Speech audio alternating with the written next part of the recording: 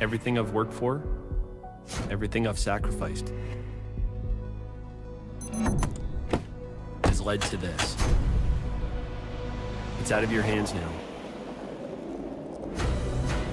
All the gold medals in the world can't help you now. You could throw the perfect rock and still miss, but it just takes one. You leave it all out there on the ice to leave behind a legacy.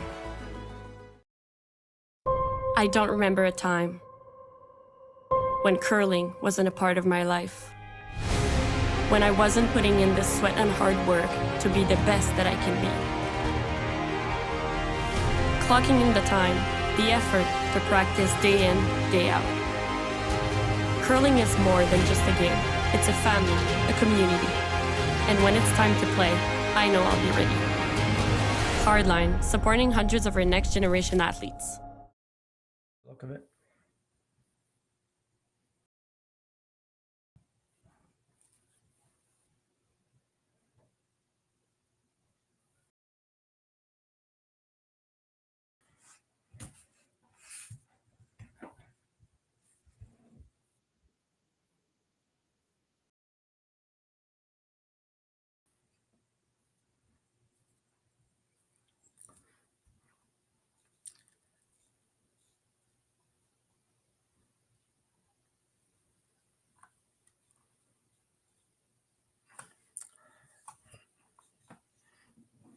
You got a picture there, Dave?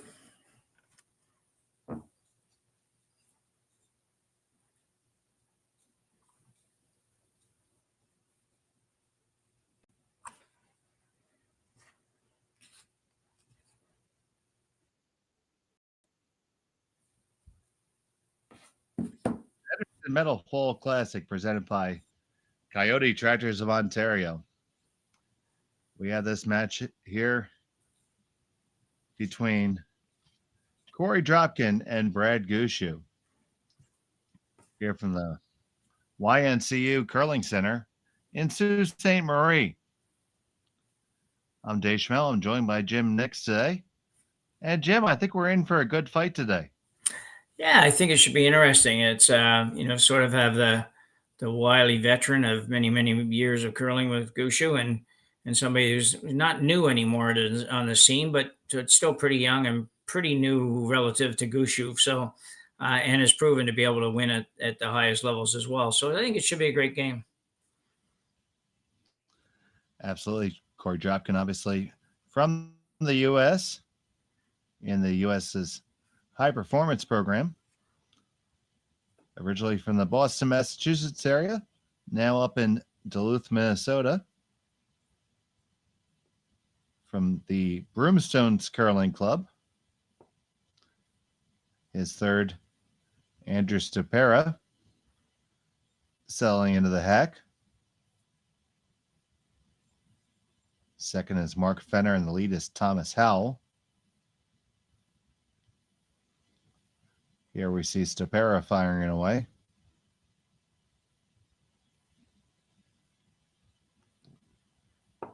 That stone goes away with no problem. And of course, Team Gushue. Yeah, Mark Nichols, the longtime third. Adam Casey throwing the lead rocks right now, and Jeff Walker throwing second, or at least that's what they did earlier today. Believe they're still doing that. Didn't catch the beginning of the game. We were waiting for our feed to come up.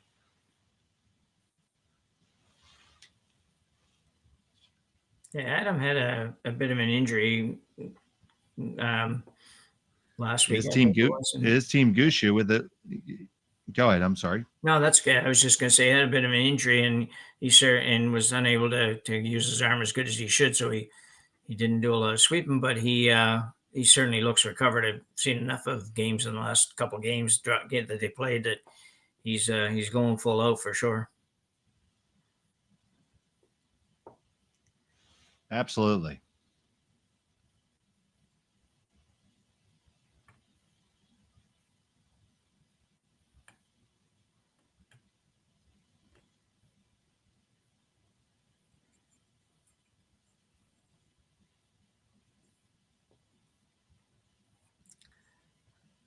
expect if we don't have any rollouts that we'll see a series of just hits to the end of this end at this point. So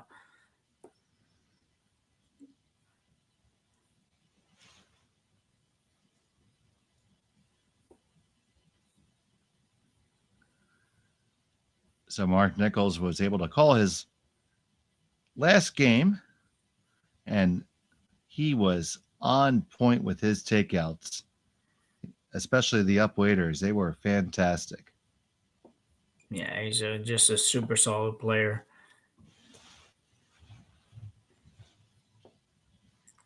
He did a good job at skip too when Gushue got hurt a few years ago and missed a fair bit of a season. And Mark went in and skipped, and they didn't really seem to be that much worse for wear for that.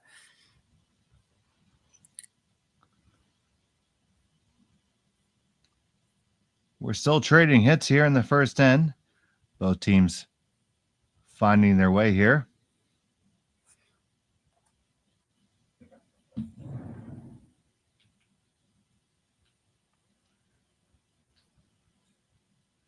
That one goes away with no problem. Now Gushue already over at the other end. Knowing what's coming, both teams willing to bank a little bit of time here in the early going. This game is on the clock. Not many of our cash spiels are. But this one certainly is because, well, frankly, there's a lot of cash in the line. $106,000 in the purse this weekend. And not surprisingly, that's brought out a lot of the talent. Yeah, that's a big number for bonus bills anywhere in the world. And I say, apart from the slams, I'm not sure there's anybody that's offering anywhere close to that kind of money. There might be an event somewhere that is, but be very, very few and far between. That's for sure. So certainly thank all the sponsors, especially Henderson Metals and Kioti Tractors, for helping to put that purse together.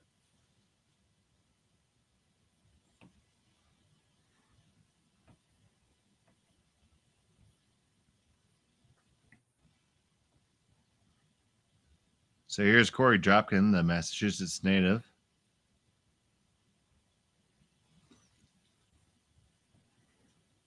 With his ball cap on like always. He needs to get by that one. You know, he's by easy. Yeah.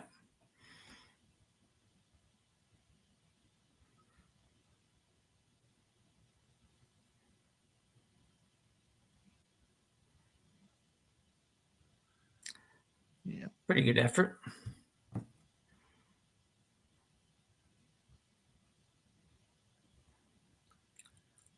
And now Gushue with his final stone's going to look for the blank.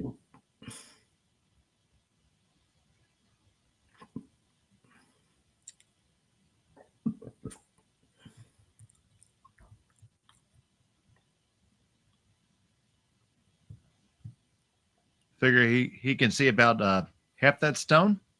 Yeah, I think that would be about right. Certainly, and from that hack, maybe even a touch more than half, but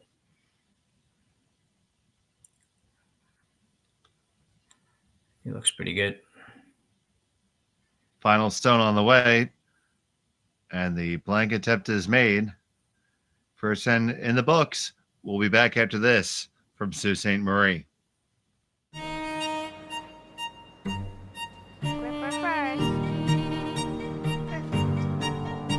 Don't forget your brooms.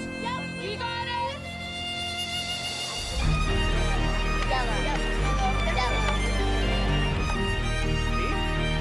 Come on up. Okay, well, what do you got? You got one, you got two, you got... Just one more throw, please. You make moments like these possible. Handcrafted in Canada, Hardline's ice pad has revolutionized curling for over a decade. Engineered with top-tier precision and durability, it is backed by an unmatched 10-year warranty. Designed for curlers at all levels to sweep effortlessly with maximum efficiency, it is trusted by the world's best curlers, including Olympic and world champions. It is quite simply the best brew in the game. Hardline. Join the revolution.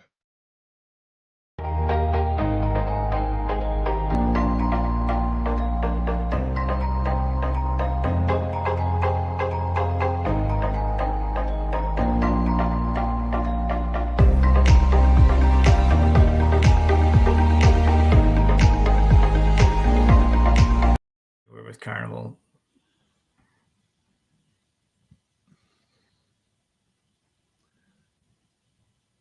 And we're back here in Sault Ste. Marie. And number 2, Brad Gushue still with the hammer here. Scoreless game. Dave Schmel with Jim Nix. This match between Gushue and Dropkin. Adam Casey throwing the lead rocks this week.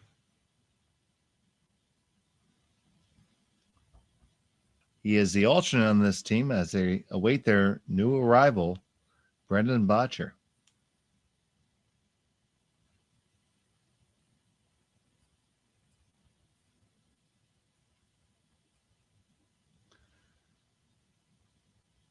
Comes just under the center guard.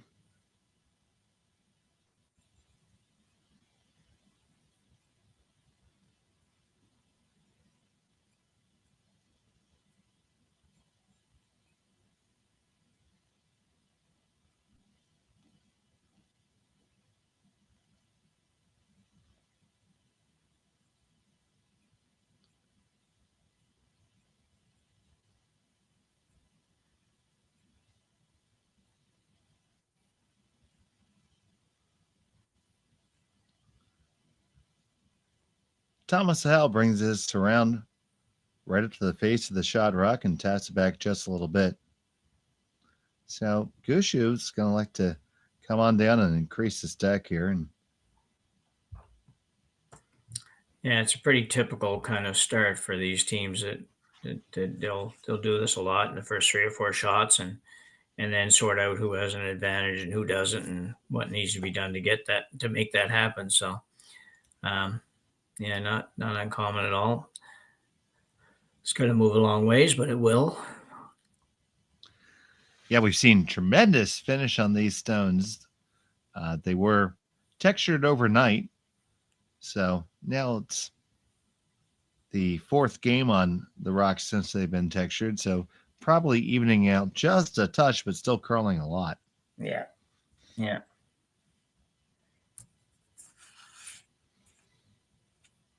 Yeah, I was surprised to hear that because I thought, well, they probably did them just before the event started, and that seemed really early to have to do them again or choose to do them again. But anyway, curlers like to curl.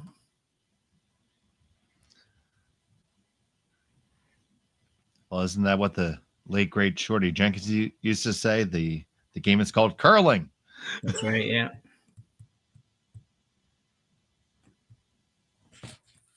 That's a nice shot there. Absolutely. Lee's Dropkin line 2. They should have an angle here for the double if they so choose.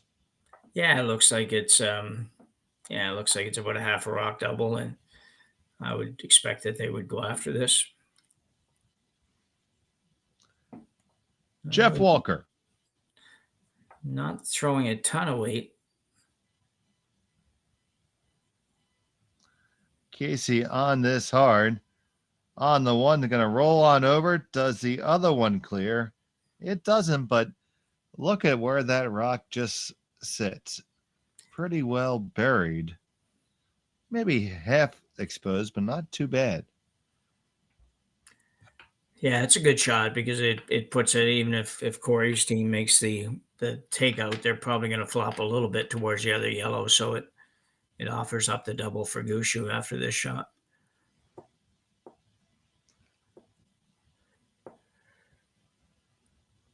Jeff hit it about exactly where he had to, so obviously they weren't going all out to make the double, or he would have thrown it harder. Saw a couple instances earlier today where, this one's going to wreck off the hand of Fenner and drift into the 12-foot. So that one got away from them just a little bit. Yeah, a little bit soft and a little bit light, I think. Yeah, but we saw a couple instances where it looked like some stones were overthrown a touch by the Gushue rink. So maybe a little adjustment from the skip there just to make sure he makes the better half of the shot. Because, each shot has a way to make it and a way to not make it. And as long as you're more on the good side than the bad side, you're generally okay. Yeah.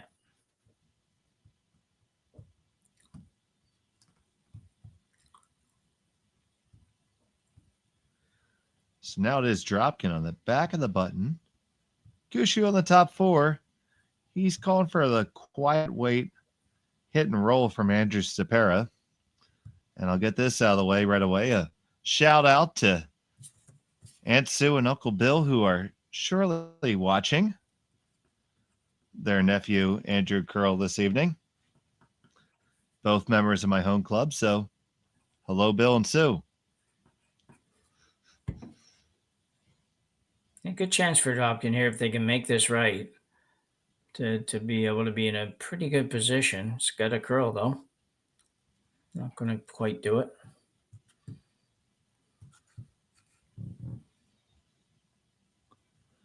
Yeah, they did kill their own stone there. Now it's going to give Gushue a chance to lie 3 with hammer.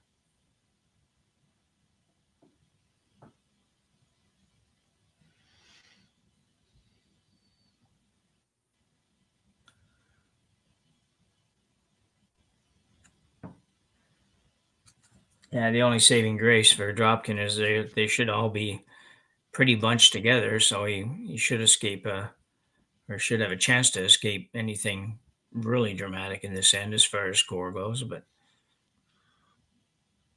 Yeah, I was going to mention that to you, Jim. I was wondering if you ever thought, well, they might end up with that after this.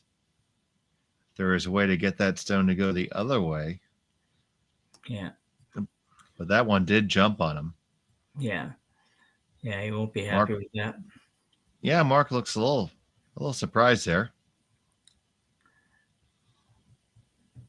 Yeah, a little puzzled for sure. So opportunity back for Dropkin. And here's Ste.Marie.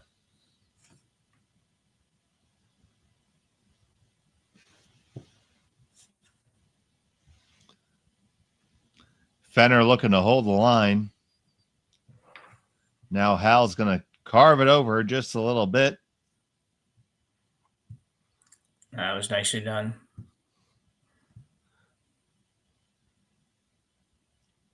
It's edge on edge, and you see Brad Gushue calling for the hit and roll under.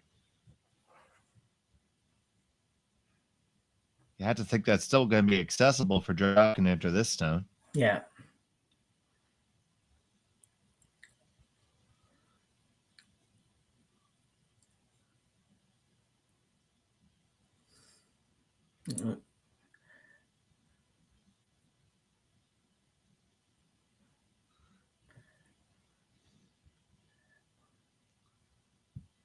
Well, this end changed around quite a bit in just a couple of shots.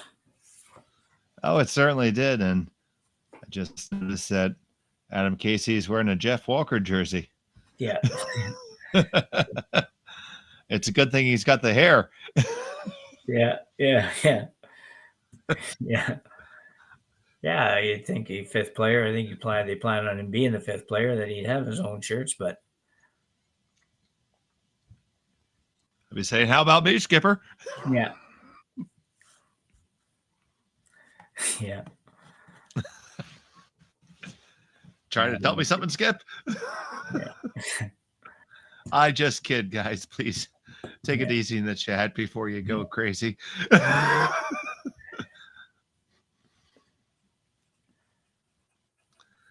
So Korey Dropkin with his first here. He's going to try to bury one in here and really apply the pressure to Brad Gushue. If he can get the hit and the big roll. He's really close. There's the hit. Do you get that perfect roll? You know what? That's pretty darn good, buddy. Yeah, that's very good. That was a long roll. Here we see it again.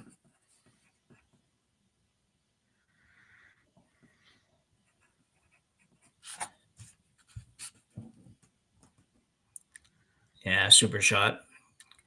Well played, well controlled, and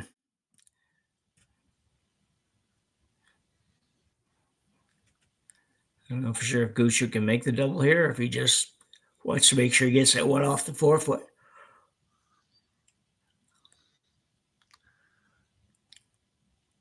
It looks like it can be made. It's surely not a gimme, though. No.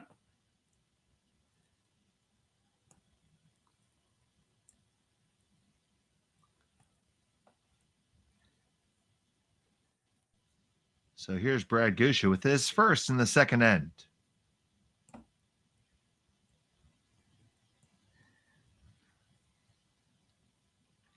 Walker. Now the other Walker. Yeah.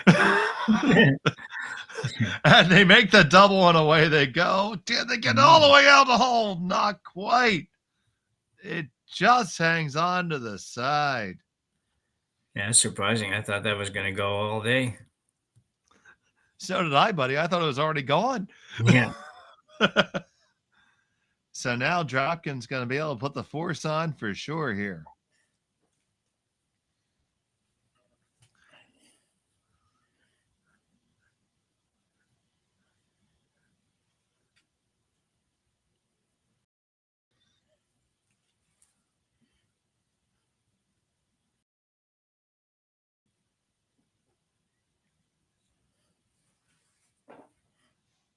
Korey Dropkin with his final here in the second.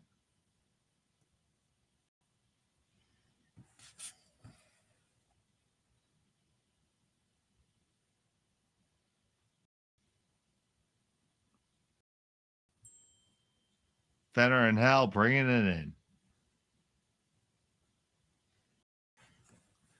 You're going to try to work it over, bury it, make it as difficult as you can. Parks it pretty much right on the lid. Yeah. Yeah, I think he has to probably move it a couple inches maybe to score. Can't quite tell where the button is there. Does look like the pin is covered by the stone. Maybe just by a hair. So Brad Gushue is going to go to his favorite intern here.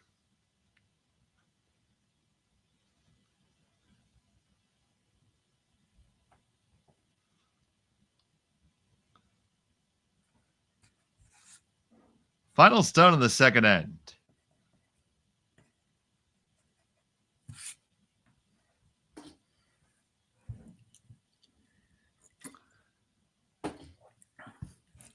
Needs to put it on the pin, has to move this Dropkin stone just a little bit.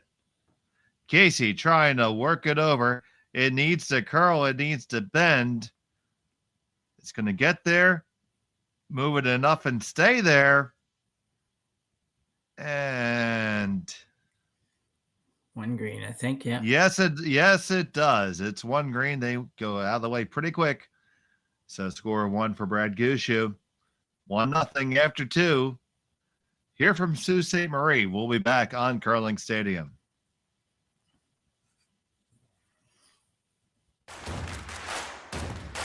Imagine being able to stream every curling game from every sheet from any event, be it your Wednesday league game, bonspiel, or corporate event. Curling Stadium offers an all-inclusive streaming solution featuring high-quality cameras, ease of use, great reliability, and minimal installation. Offering your sponsors customizable ad space on your streamed curling games and being able to sell video packages to your corporate events for increased revenue. With Curling Stadium, you can stream to any device, be it your mobile phone, tablet, or computer. Push the feed to your desired platform, be it Facebook, YouTube, or any other social media. Curling Stadium is simply the way forward. Where it's commonplace in other sports to televise every game, we want to do the same. Curling is a global sport, and it's time it gets the coverage it needs. Make your curling club the next Curling Stadium.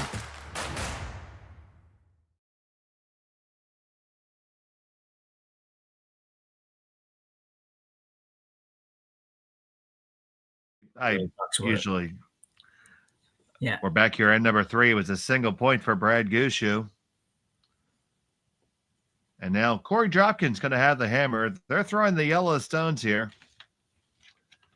in the Henderson Metal Fall Classic presented by Kioti Tractors of Ontario. Yeah, good job by the Dropkin team forcing Gushue to one in that last 10, and good job by Adam Casey on Brad's last shot because he went right from release to stop, and he needed every bit of it to get it to move over and to get it together there. So good job. Yeah, it wasn't just the curl. It needed it for the weight more than anything else, I think, buddy. Yeah, needed it. Yeah, for sure. Yeah.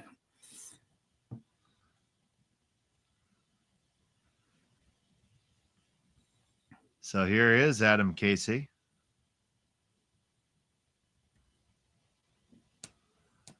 On the lead stones.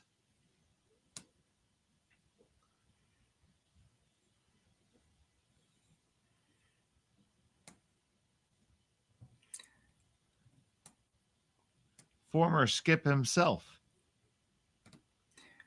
Yeah, I think he's played most of the positions really over the last 10 or 15 years or so, whatever it's been.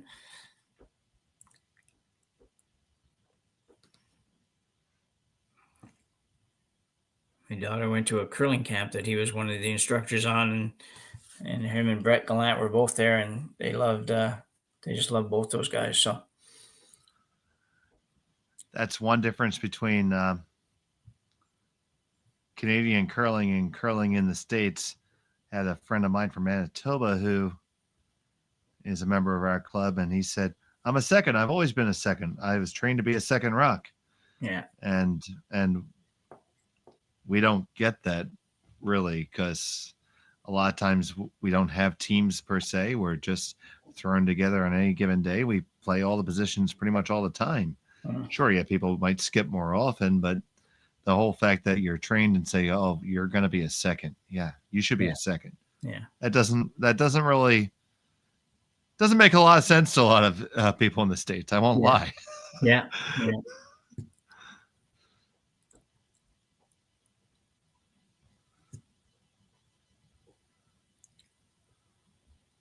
So I guess I get Adam Casey. Yeah. Yeah.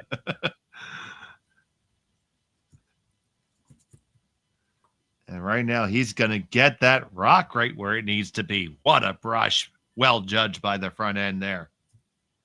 Yeah, really good shot. I don't know. I assume that's what they were trying to do. I thought at first maybe they were just throwing a little freeze on the yellow one, but maybe they were going there all along. And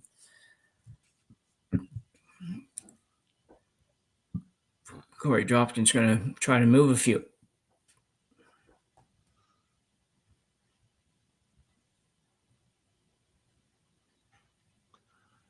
Here's Fenner firing away. Needs to curl up to hit more than one. It's just going to be a straight peel.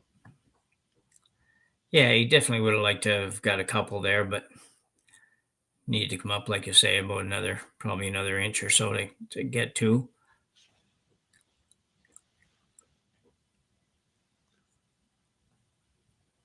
Going right into the same place, it looks like.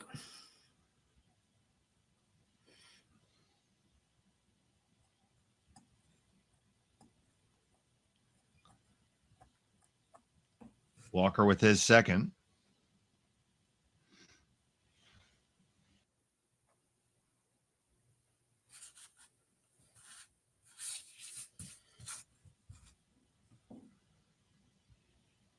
This one's going to be a little light. It is a little light, and it's going to wreck on that guard and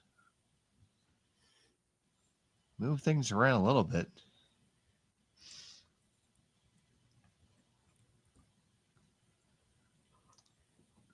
Don't know if that necessarily hurt Gushue there, though. No, no, I don't think it hurts him at all. It's just a matter of what's going to happen here. And looks like Dropkin's going to try to make the double and roll to the corner. So a lot to ask for, but I think he's going to be really close to doing that. Going to roll. No, had to hit a little thinner.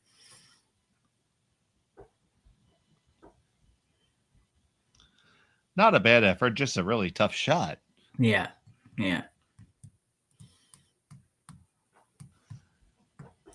Sometimes those ones look really easy when the rocks are dead even like that, and they're they're whatever, about 6 inches apart, and that can be really hard to get rid of both rocks. You got to hit it better than you think you need to hit it sometimes to get rid of both.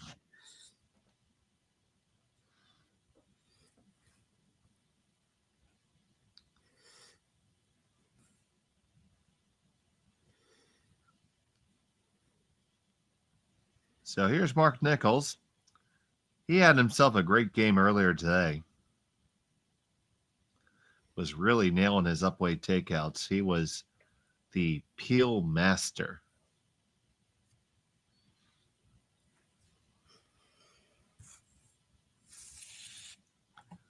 Casey, another big scrub.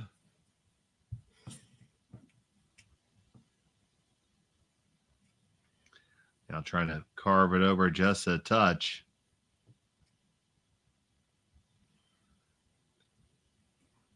Pretty much what was requested.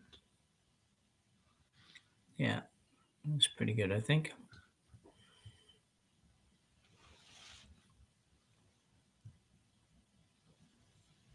So you see Korey indicating to hit that one at 12 foot and roll underneath the corner guard.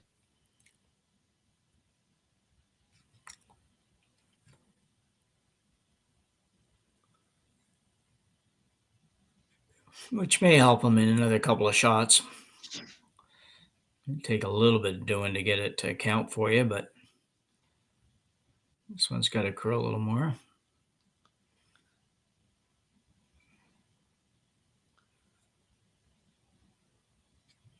Not going to catch enough of it, and it is going to spill.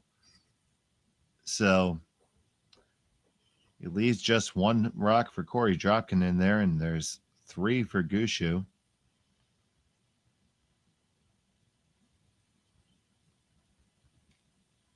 Looks like they're content to just draw another one. Yeah, it's interesting. It's certainly, it's where the game is a little different at this level, because a lot of obviously club curlers would say, well, let's hit that, and then we're going to sit 4 or something like that. And it's like, yeah, but big picture, that might not be the best option. When you have players capable of removing 3 rocks with 1, Yeah, exactly. line 4 doesn't necessarily help you sometimes. Yeah. Yeah.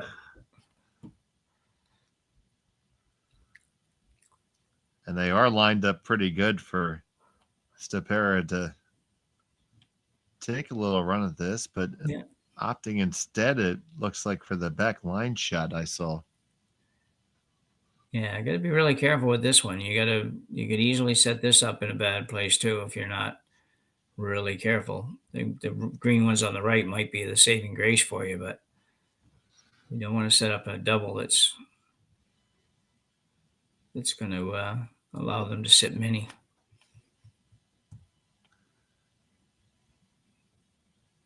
This looks pretty good. Yeah, back and forth between the 2 brushers, always a good sign. A tap up, and moves it back. It still Gushue sitting 1, but I think that's a pretty good result there for the Dropkin rink. Yeah, I think that's a really good result.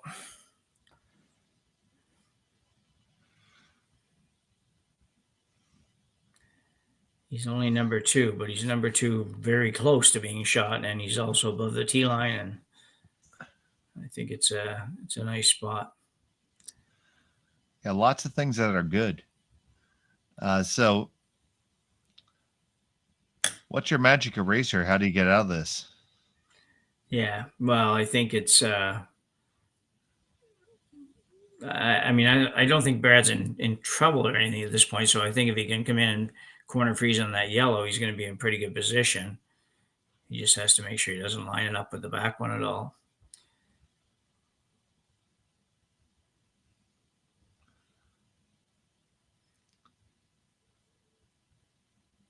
So not troubled, but somewhat concerned. Yeah, that's fair.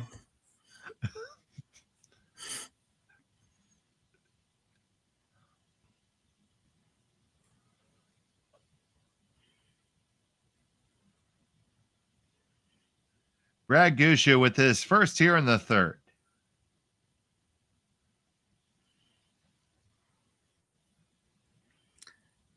Be pretty sure he's going to be close.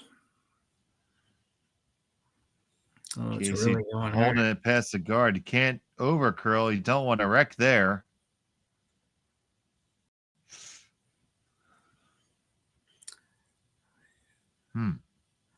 Yeah.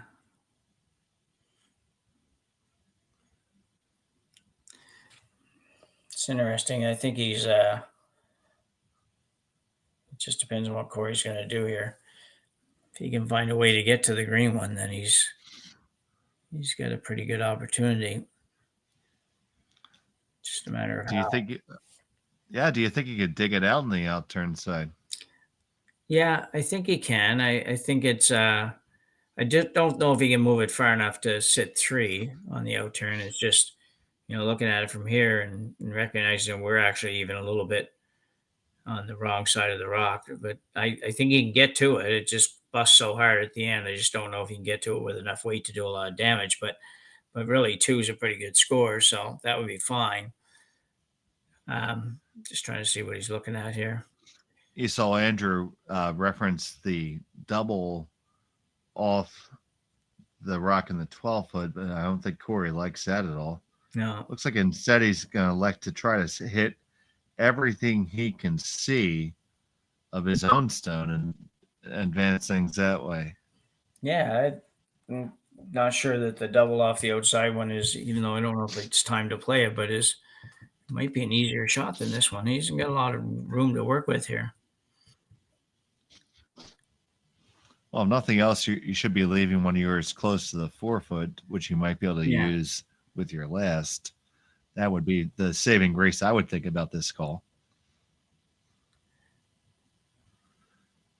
So here's Korey Dropkin with his first.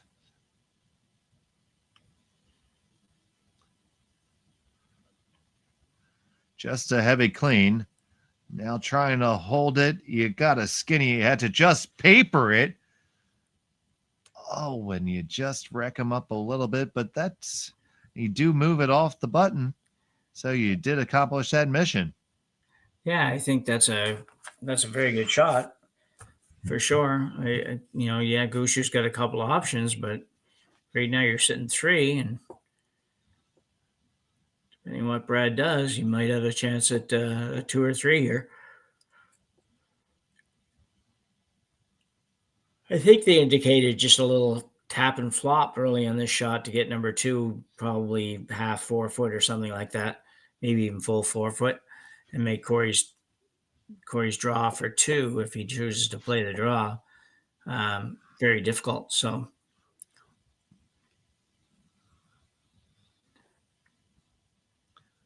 been a very interesting end thus far. And now Brad Gushue is going to want to make sure it doesn't get crazy.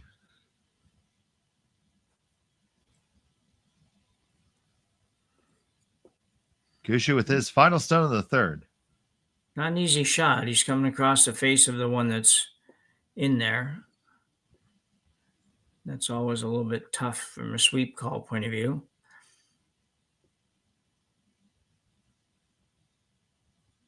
Ooh.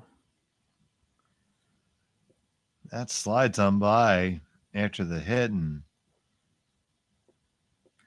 Dropkin's looks like he got a shot at open hit for 3. Yeah.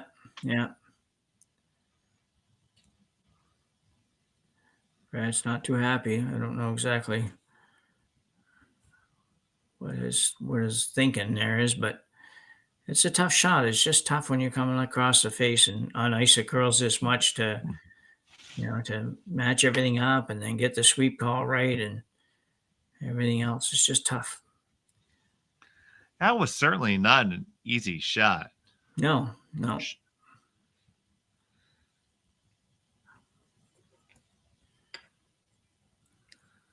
So Korey Dropkin and his squad from the U.S. with a hit for 3 here in the 3rd. A very big shot. 3-1 leads a lot more than a 2-1 lead, and it's I know it's only a point, but it's a big point. Final stone of the 3rd.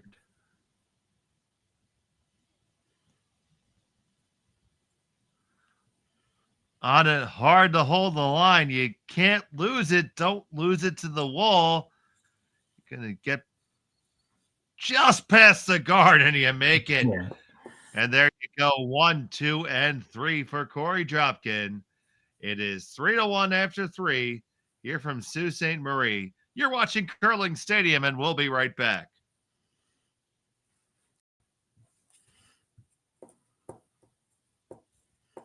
I don't remember a time when curling wasn't a part of my life. When I wasn't putting in the sweat and hard work to be the best that I can be. Clocking in the time, the effort to practice day in, day out. Curling is more than just a game. It's a family, a community. And when it's time to play, I know I'll be ready. Hardline, supporting hundreds of our next generation athletes.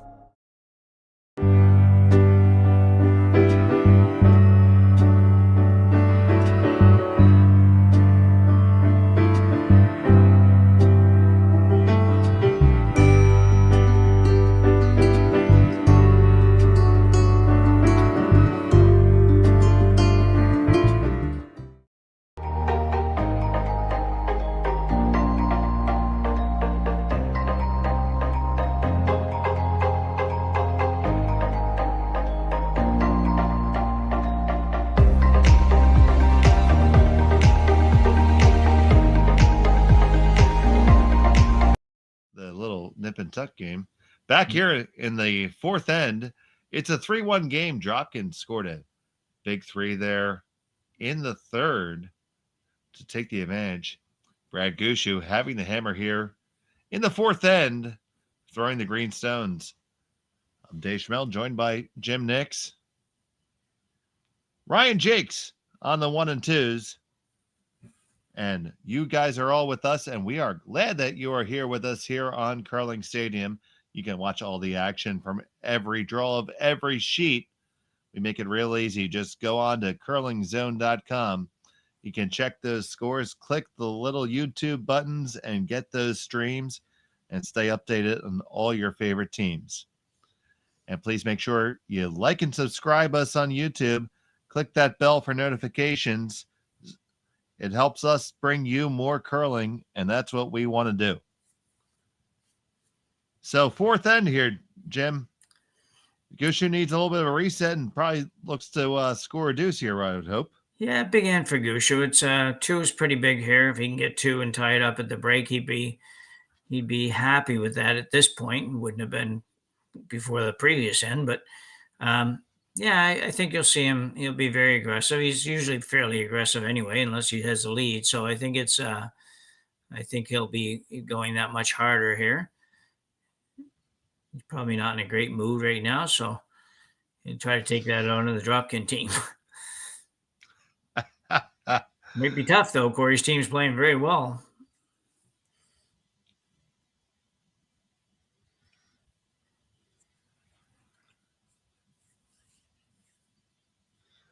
Here's Adam Casey with his second here.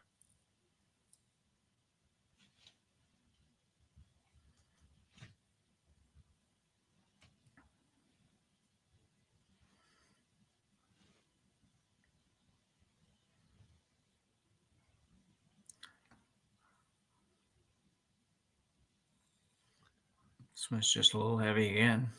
A little heavy, and it just didn't come up the way they were hoping. And like you said, most of that is the weight. Yeah, that's just, it's didn't miss it by much, but it's just a big mess here. Or big miss rather, because it just gets in a place where it's not going to do you any good. Anywhere a little bit short of that, and even top 12 foot would have been far better. Well, the Dropkin team is, Korey Dropkin does have a good resume himself. The 2021 men's national champion, silver in 2024, and bronze in 2023. So definitely has been around and been on the scene for a while. They used to go by the Young Bucks. Yeah. I'm not going to call Korey old, but you can't say he's 22 anymore. Yeah. Yeah. 29 years of age at this point. Yeah. Yeah, that moniker stayed with them for a while, though. That was pretty much what everybody knew them by.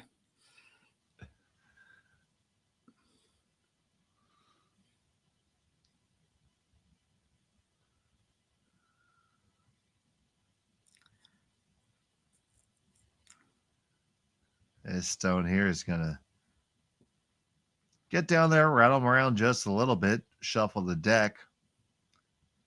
Yeah, good Still shot. Dropkin. Yeah, put that. Sorry Yeah. about that. Put their stone in a pretty good position here. So it's a good shot. Yeah, Dropkin. Yeah, Dropkin's still sitting too here. He's going to look to draw in there too. We're going to continue to play this cat and mouse game that we saw play out actually in the last end a little bit and end up in Corey's favor. We'll see how it goes this end.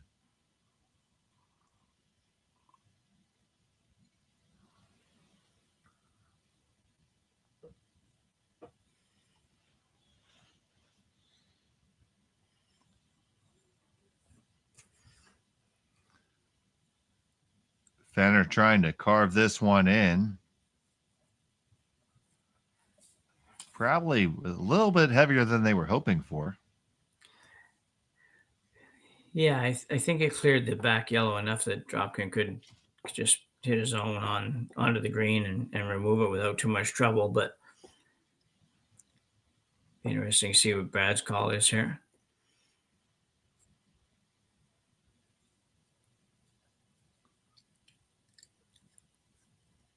He's afraid of rolling somewhere that would just set up the slash double for the Dropkins team. I think that would they're having a pretty good good conversation about this. So what do you think are the biggest concerns here? You say the slash double. So if you're going to worry about that, where are you going to put it instead?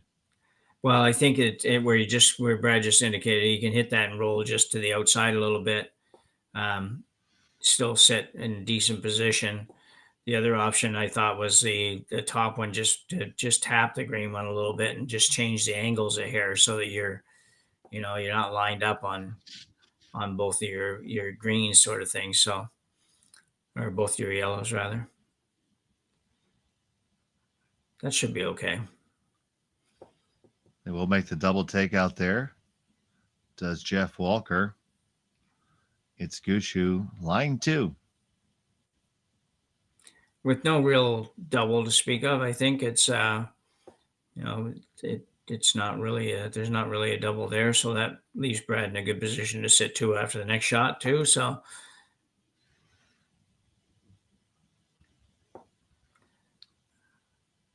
So you see, you see Corey looking at playing on the both sides. Now electing to throw board weight here.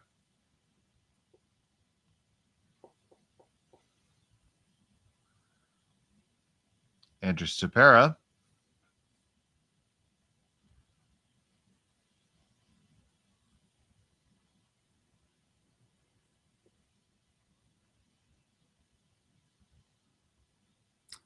This could be real good too. Sit right there. Nice hit and stick there. And now is just the sole Gushue stone. And you hit it, you're going to set shot, but is there really a super place to roll to? No, there's not right now. I mean, I think it's just a nose hit here. If you can roll out, you can roll to the right a little bit, I guess, and still be number 2 or the very least number 3. But I don't think he wants to do that. I think he's looking just to hit this right on the nose.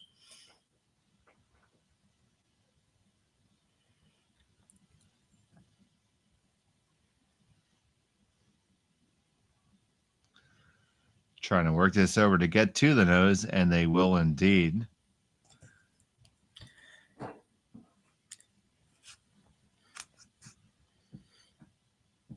Good shot by Nichols there. Yeah, he just got enough curl that he didn't leave a double, an easy double anyways.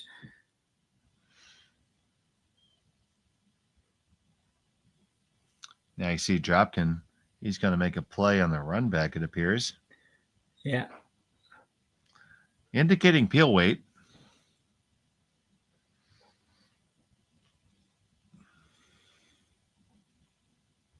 Could get rid of all the greens here after this shot, though. Ste.Marie they're trying to hold it on the one, on the second one. They end up clearing their own out instead, but they do leave themselves kind of cornered to the Gushue stone. So not 100% the shot they were intending on, but not a bad leave. No, I think it's a great leave. Yeah, it forces Brad to do something with it, and there's not a lot of rock stuff to come in this end, so he has to be thinking about, well, even if I can get rid of that, whatever am I going to be, and am I going to set up any kind of a double or anything? Because he really wants to avoid a double at this point. You've gotten to, the 2 rocks left for Dropkin, and really good chance of getting a deuce for Gushue here, as long as they don't set up some kind of a double.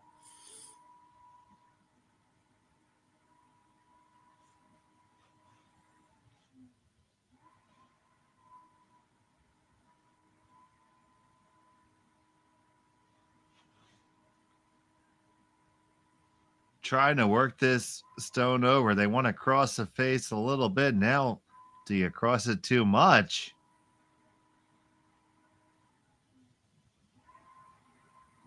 That's not too bad. Now, No. you see Dropkin going right to indicating that he wants to run back the yellow again.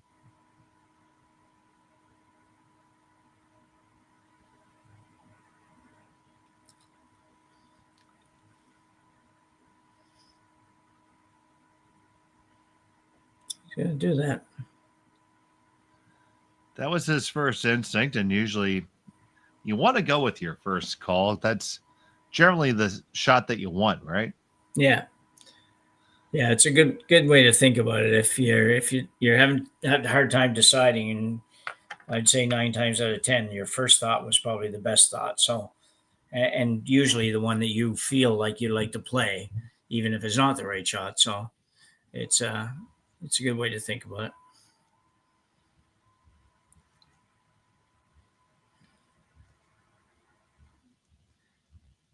This is a big shot, and if you make it, it's a good result.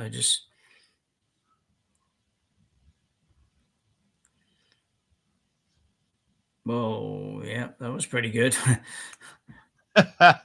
I will say, indeed, my friend, they all move, and it's only a Dropkin stone left in the house.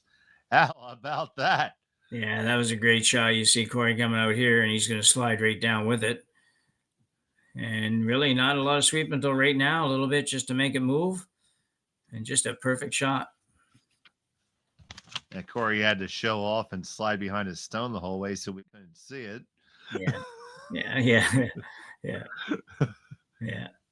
It's I don't see people slide that far too often anymore. Everybody's knees are too sore for that. You saw a big smile on Korey's face there in the back. Yeah, that's well deserved. Yeah. Well deserved. That was a hell of a shot. Yeah, exactly. Yeah, you can't take that one away. It was it looked like he would at least be pretty safe to keep one of the green ones around.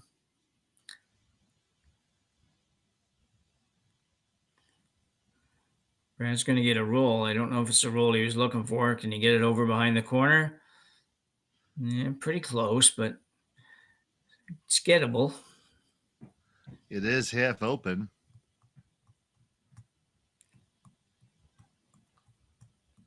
And heck, if you're going to throw that run back triple or quad or whatever the heck it was, you better be able to make this. Yeah. Yeah. I lost count as to how many stones moved there. Yeah. Well, he's going at this like fairly firm too with that ice. So I guess it helps that you just threw that way. You're going. That's what's in your muscle memory at the moment. Yeah. So Korey Dropkin with his final here in the fourth, looking to pick out this rock from Brad Gushue and force him to take the blank. Although it might be a split if Brad wants to take it on, but let's accomplish this one first. Yeah, I don't think it. I think it's a lot further out than we see in this picture, so I don't think it's really there. Waiting for it to curl. This one looks pretty good. It's going to clip it, and away it goes. Nice shot by Korey. Yeah. Yeah, it wasn't, for these guys, it wasn't a real hard shot, but it wasn't a gimme either. You could only see probably 3 or 4 inches of it, and it wouldn't take much to miss it anyways. And with that, Gushue has delivered his final stone. It's a blank end. Yeah, I think After 4, it's 3-1. We'll be back after this.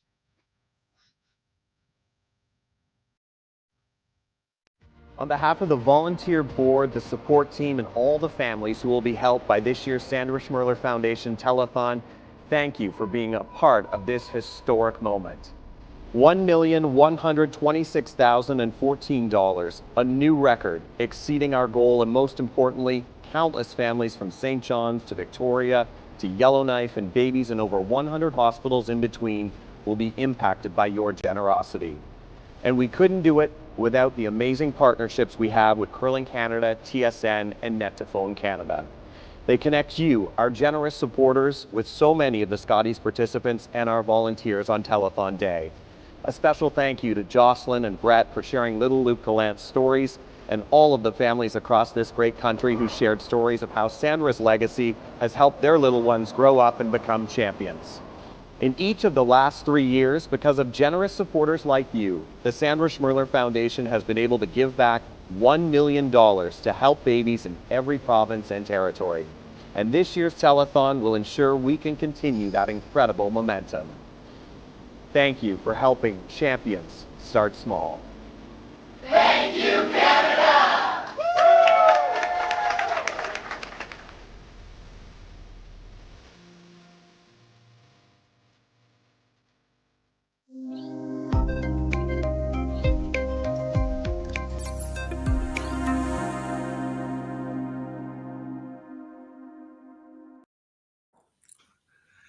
Back here, end number 5.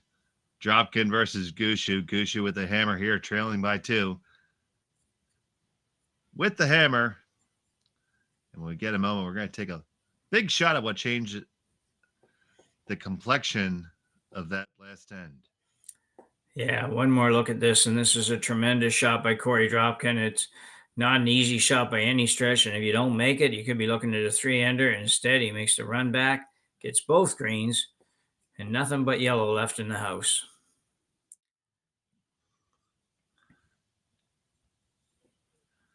That truly got himself out of dodge, and you're right, Jim. If you miss that, it's trouble.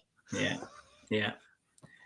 It's almost a gimme too, and you're gonna have to do something good on your last one to be able to prevent a 3. So, great shot. So Gushue's got some work to do here. He's only down a couple, but the ends are passing by here. The ends are passing by, and the Dropkin rink looks to be pretty well on point right now, honestly. Yeah, they really are. Yeah, they're not doing much wrong, that's for sure. And again, we do have 28 of the very best teams here, attracted in no small part by the $100,000 purse here at the Henderson Metal Fall Classic.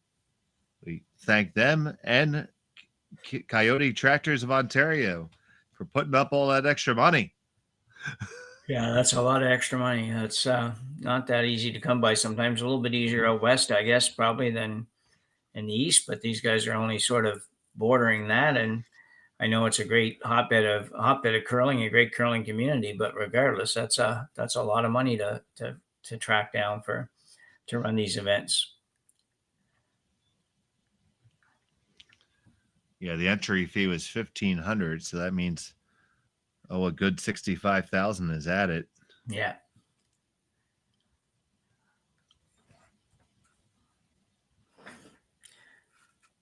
Yeah, I mean, if just entry fee alone at $42,000, that would be not a bad purse for most bonspiels. So to go out and find another $65,000 is an impressive job by whoever was in charge of doing that. And for those of you looking for score updates, we'll get them to you in just a minute, but you can always grab them right at curlingzone.com. All the updates from all the sheets are available, and all the streams, all the links. We make it nice and easy. You can click right on the little buttons, and you'll get right to the stream of the game you want to watch. You can keep track of all your favorite teams. Jeff Walker now being asked to play the out-turn freeze to the rocks in the house.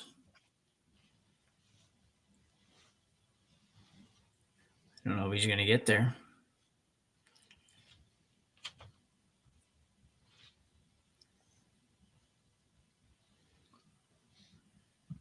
He does get it right there.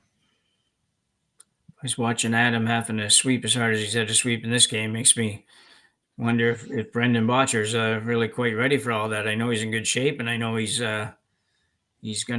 will be able to get to there, but it's going to be tough at first. They wear you out a little bit. So it's, I don't know when he's joining. I don't know when Brendan's joining these guys. We've talked a lot about the new addition to the Gushue team, and Brendan Botcher, obviously a tremendous shooter. They make everything for you. And his adjustment, he's pretty open on that. And same as Brad, both have talked a little bit about there is going to be an adjustment time and an adjustment period. And really, if he can become a good sweeper, which he probably already is, to be honest, it's a little bit of a myth in these days where the skips can't sweep. So true in some cases, but most cases it's not quite the truth. So it's going to be an exciting time watching what happens there. And I know everybody has opinions on it, some positive, some negative, but these guys, they think these things out pretty hard. So it's going to be an interesting addition. And I do agree with you with that being a myth. I mean, Brendan's played a good amount of mixed doubles, so you certainly have to sweep in that game. Yeah, you do. And you got to half the time run up and chase it down before you sweep it. So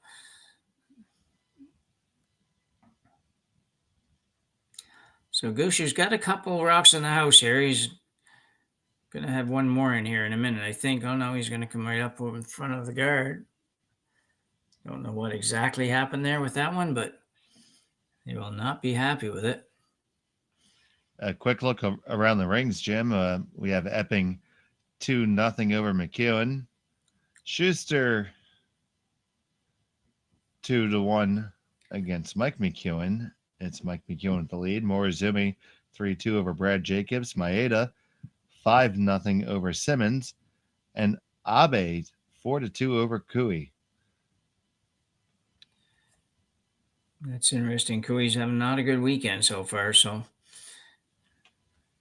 that is a C event game. So yeah, loser of that game will find their weekend ending. Yeah, another team that's waiting for their fourth player to be able to make a to join the team basically. So Adam Shlinsky is playing mixed doubles this weekend as well.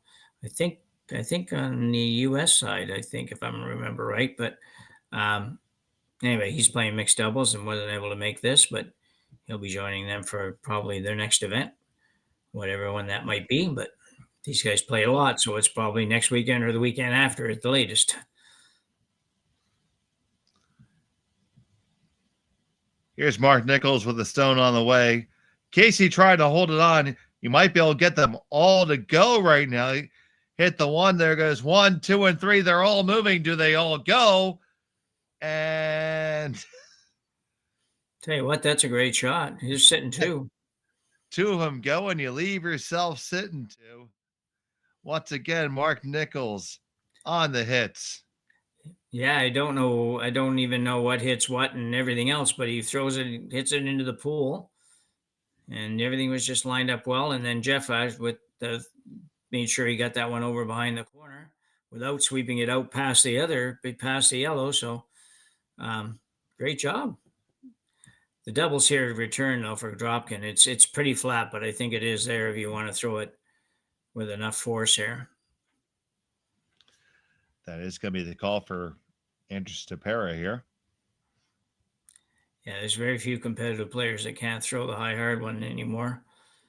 Some better than others, but he's probably pretty close with this. On the one, work on the way over, and bang, bang. Not only do you make it, well, you didn't clear it, but you got 2 under cover. That's just about as good enough. Yeah, you'll see it again. These guys just make this look so easy. This is not an easy shot. These rocks are pretty flat. You got to hit this solid to get this over to the even to get it in the neighborhood of the green one, and he makes it really easily and get the perfect roll. And like you say, Brad really can't do anything with those rocks over there. He's going to have to come around the front, I think. Looks like an out-turn draw around, so still an opportunity. He's got guard to work with, so still a chance for Gushue to manage to manufacture a deuce here, but they're going to have to make 3 really good shots in a row, I think. Right now, both these teams are making it look easy in this end. Yeah, they are. Yeah. I assure you it's not. No. Hitting one rock is hard sometimes these days. Adam Casey working this one again. Adam's pretty much going hard on every shot. They really need to bury this. They want to make sure that they get over there where it's a little bit difficult for Korey Dropkin to remove it. It's one of those times, I think, too, Dave, where, our theory always is, well, let's make sure we leave it above the tee line so they can't freeze to it. And when you're down 3-1, you're trying to manufacture 2. Sometimes you just have to say, we got to bury it. I don't really care if it goes behind the tee line. We're going to need a break somewhere to score, and let's see if we can make it happen now. That's a really good point, Jim. I was going to ask you about that very same thing. You took the words out of my mouth there. Oh, sorry about that. No, it's okay. I hope they tasted good. Yeah.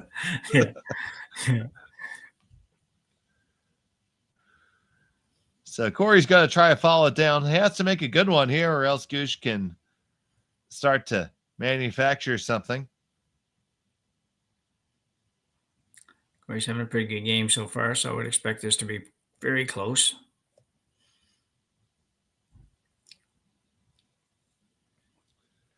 Fenner and Howe on the brush.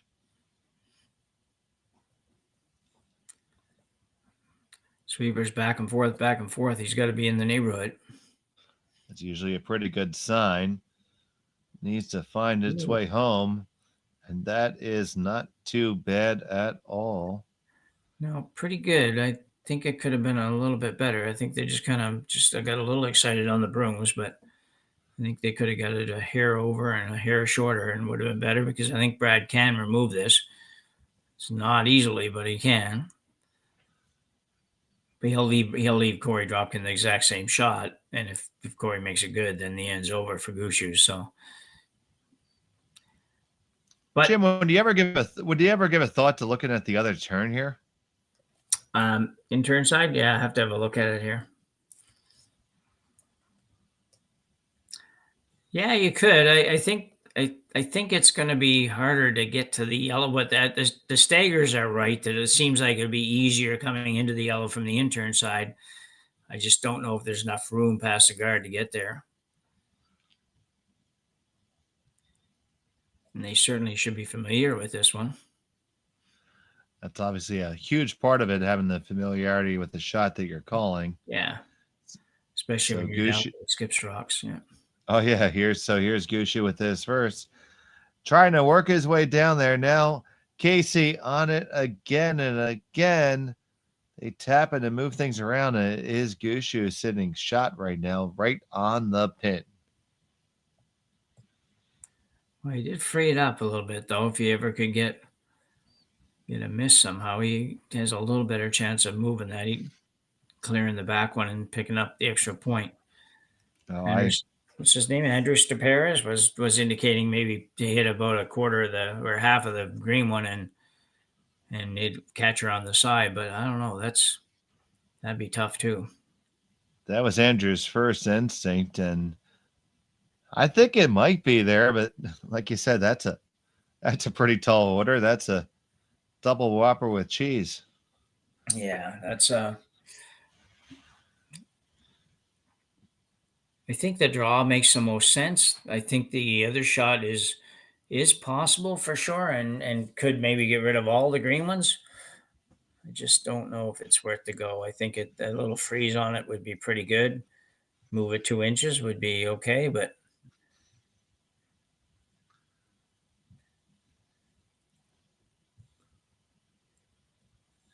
little help from second stone, is it, Mark Fenner? Yeah, that's Fenner coming on down to give us some input.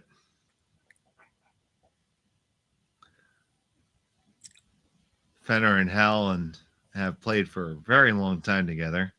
Yeah. Even before joining forces with Dropkin. Oh, okay. How long have this team been together? Like more than just this year? I want to say this is about, I'm going to get this wrong, so I better make sure I get it right because my friends will yell at me. Yeah.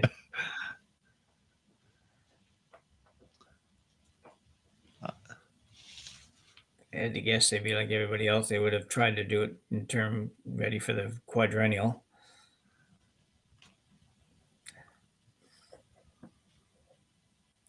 So Korey dropped and asked him to put this one in the right spot. Get this in the wrong spot, you could drop 3 here, so you got to be careful. This is the third season in a row for this team to be together. Okay. As a squad. Yeah, that makes sense.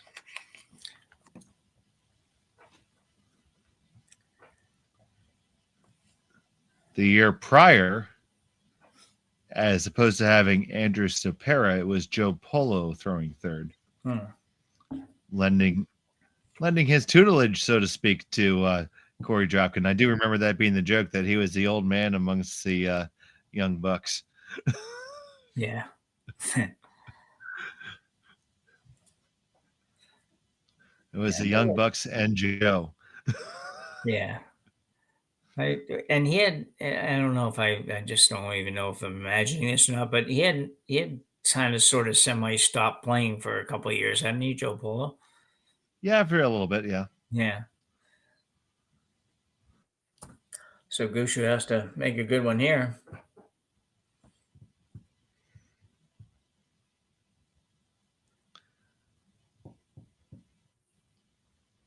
And Tyler George now works mainly as an ambassador for curling, doing a lot of our broadcasts.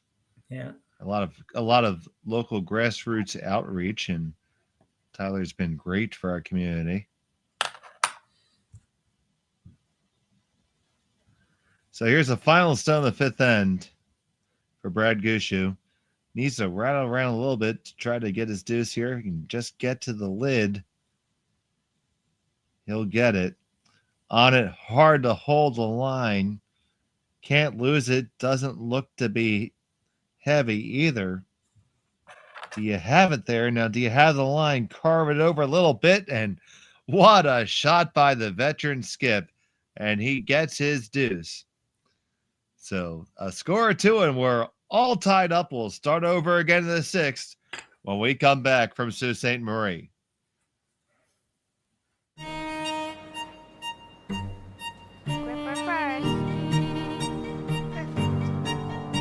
Don't forget your brooms. Yep, you got it.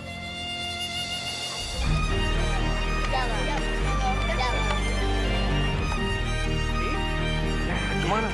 Okay, well, what do you got? You got one, you got two, you got... Just one more throw, please. You make moments like these possible.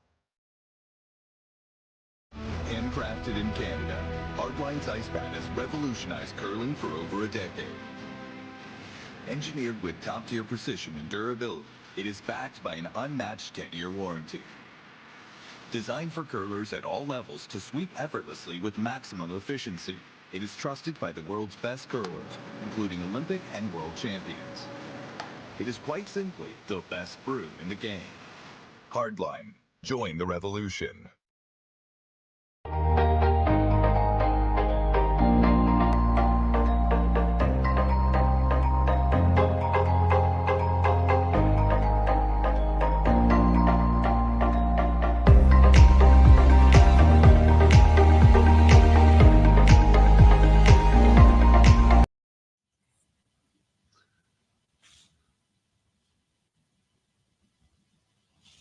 We're back here at number 6. Apologies, I misspoke. Fenner's the lead on the team. But I'm going to blame you, Jim, because you said second stone. Yeah. Oh, did I? Yeah, I might have, yeah.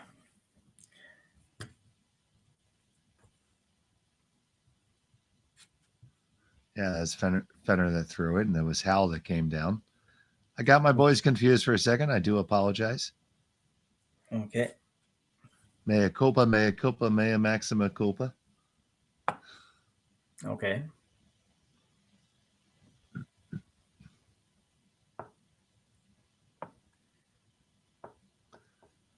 And so now it's Dropkin with the hammer tied up here in the 6th end. So you would have to say it's advantage to Korey here. Yeah, although you just, you got to feel a little better if you're the Gushue squad. You haven't been able to put a lot together, and you managed to make that do. So you're going to be feeling a little bit better about things. But you are dead right. 6th end tie game. The advantage has got to go to the guy with the hammer. I don't know what the stats are for that, as far as how often you win that game in that situation. But I'd be curious as to what they'd be. Jerry, And you are. Yeah. Oh, I'm sure Jerry has, and Yeah. he'll probably chime in at some point and let us know. But I'll tell you what, though, that was one heck of a draw by Gushue to get right to that sliver. Yeah. And we were talking in the break about how many times we've seen him make that draw just to like the side of the pin. Yeah, it's a lot.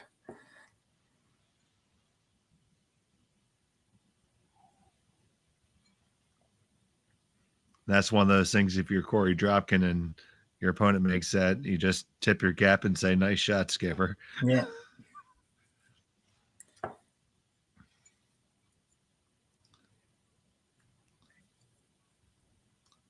I was never mad at losing a game where the other guy made all the shots. Yeah.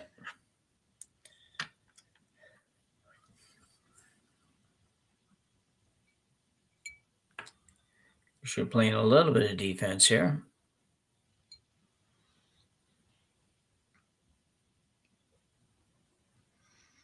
The run back does not remove both stones, but not a bad leave. Yeah, good result. Yeah.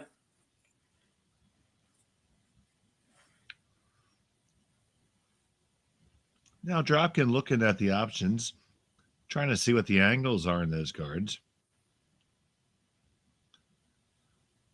Looks like he does want to clear something. Well, it certainly makes sense. You don't need to let this end get too complicated.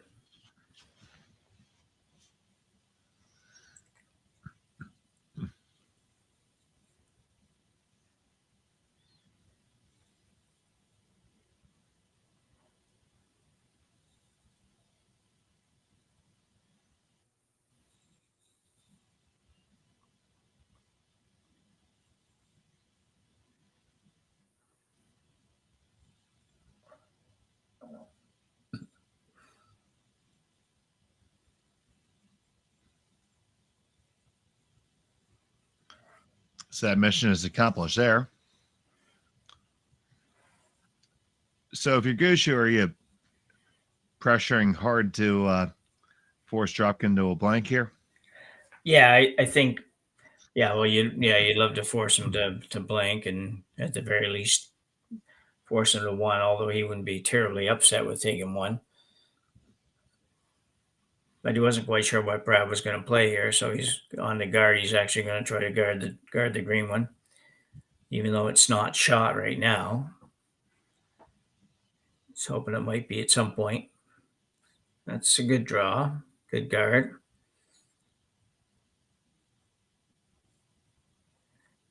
It'll be interesting to see how this plays out. If they keep throwing the guard up, I don't know if Korey will keep peeling it, because he might find he's going to get himself in a position where he's going to definitely have to take 1. It'll be interesting. See what their thoughts are. I don't know how they feel about that.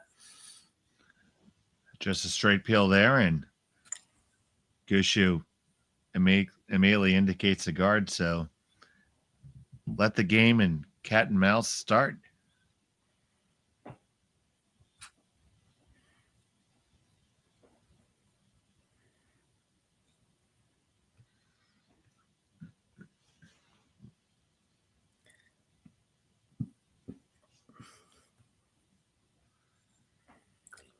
Stone on the way from Nichols.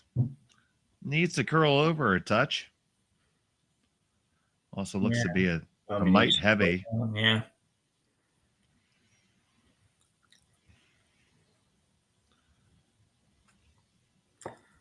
Might get away with it, but he got awful close to where Dropkin could make the double and roll onto the rings, which would be not good for Gushue. I'm not entirely convinced that shot's not there, but we'll see. I think it is there. I think it's just, it's a little bit more difficult than it would have been if he went another 6-8 inches. But shot from Ste.Marie. There's the double, and can they spin it on? Yes, they do. Very well played shot. That bad error by Mark to go that deep. You'll see it again here. It's a pretty simple double. That's not the tough part. The tough part is making sure you get to where you can roll your shooter on. And they just did that just perfectly. It's couldn't do it any better.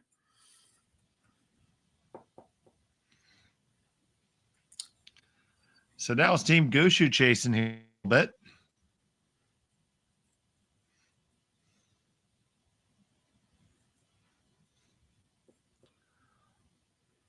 All the hard scrubs seem to be on Adam Casey's side tonight. I know, don't they? Every rock that has to be swept, it's Adam sweeping it. So it's a good shot by Mark. He needed to get a little more of a roll, but it was a good attempt.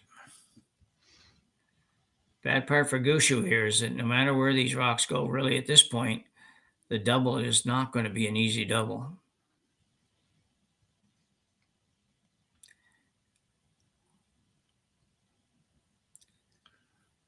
So trying to curl over.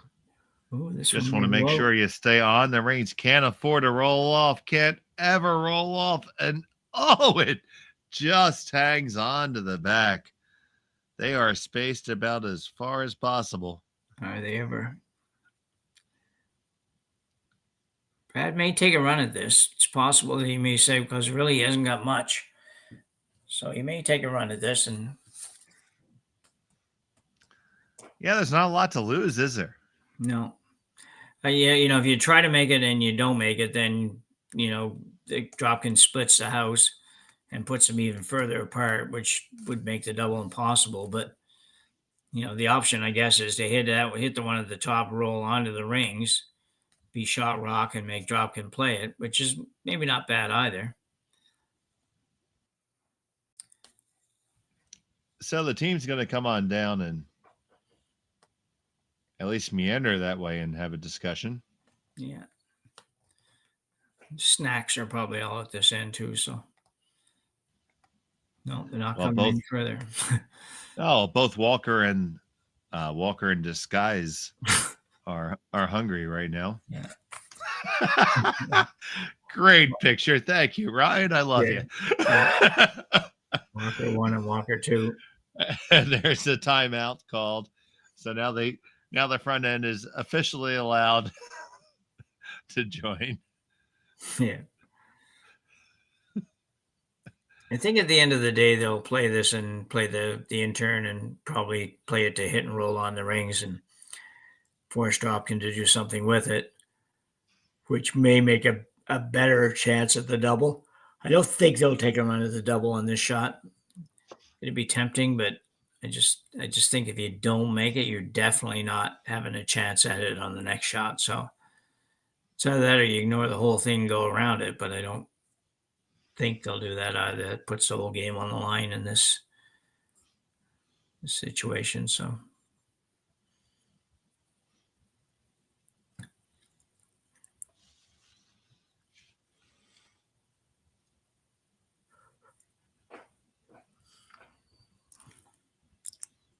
if you could get over there in a position where where Korey couldn't necessarily play, the hit and roll back to the center. That would be a successful shot for Gushue, because then Korey hits it on the nose or hits and rolls a little to the left maybe and sets up a much easier double.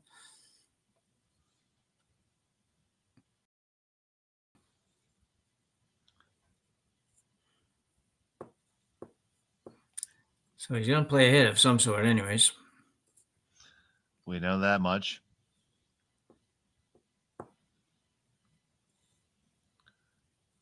And I believe during that discussion, they solved the problem of cold fusion. Yeah.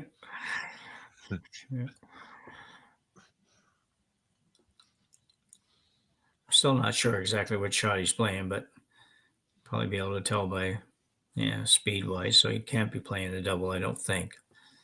Must be playing the hit and roll to the left as we look at it here. Shockingly, Adam Casey is hard on the brush. Yeah, is he ever? Yeah. I never really knew Adam was that good a sweeper, but that's a great shot. They get the hit and the roll over. You're right. It's going to be tough for Korey Dropkin to hit that and move all the way over. The shot's certainly there. There's room. But good shot there by Gushue. Yeah, that's all he could do, really. And the rocks are far enough apart that Korey can still, not have to worry too much about hitting it on the inside and driving it on the yellow one. But that's all you can do if you're a Brad, is just to try to force him to maybe not make a great roll. Yeah, that's, it's possible that the angle that's left is better than the angle that was there because, well, frankly, yeah, exactly. Yeah, that's all you're it'd be tough to have a worse angle than he was just looking at. Yeah, I agree.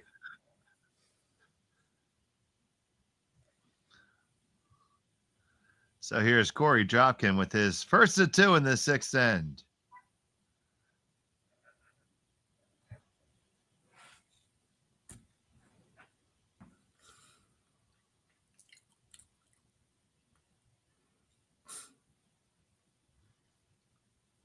I think they're going to get away with it. Hard on the sweep. They get the hit. They clear it. They roll across. Question is, did they leave Gushue a double? Well, there's definitely a double there, but it's not an easy double for sure. It's probably a quarter rock. You got to throw it, right? I think so. Yeah, there's just you just don't have anything to make Korey's shot hard at all. Like, I mean, yeah, if you make a perfect roll, you get to the tee line in front of that yellow one, but that would be a perfect roll, and it still wouldn't even make it impossible for Dropkin to get his two. So I think you got to take a run at this.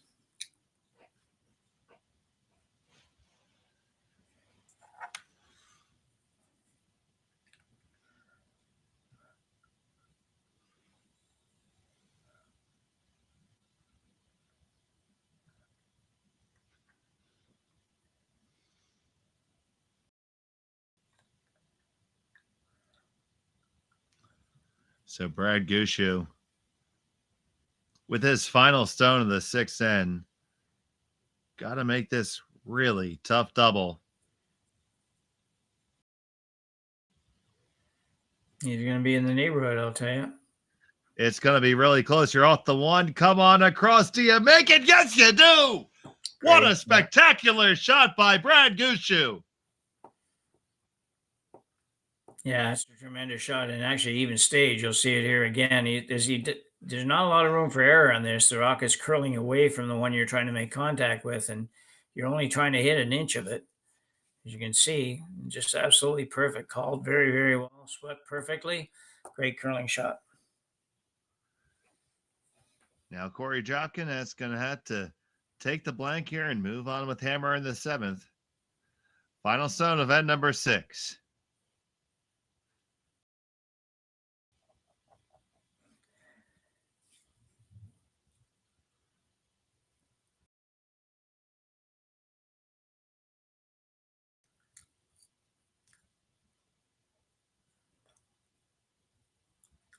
And the blank is in the books, but what an end that was. And we're still tied up after 6. Hold on your hats. We got a good one here in Sault Ste. Marie. We'll be back after this on Curling Stadium.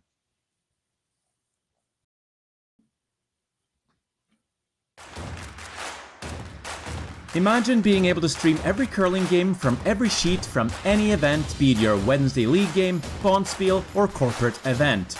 Curling Stadium offers an all-inclusive streaming solution featuring high-quality cameras, ease of use, great reliability, and minimal installation. Offering your sponsors customizable ad space on your streamed curling games and being able to sell video packages to your corporate events for increased revenue. With Curling Stadium, you can stream to any device, be it your mobile phone, tablet, or computer. Push the feed to your desired platform, be it Facebook, YouTube, or any other social media. Curling Stadium is simply the way forward. Where it's commonplace in other sports to televise every game, we want to do the same. Curling is a global sport, and it's time it gets the coverage it needs. Make your curling club the next Curling Stadium.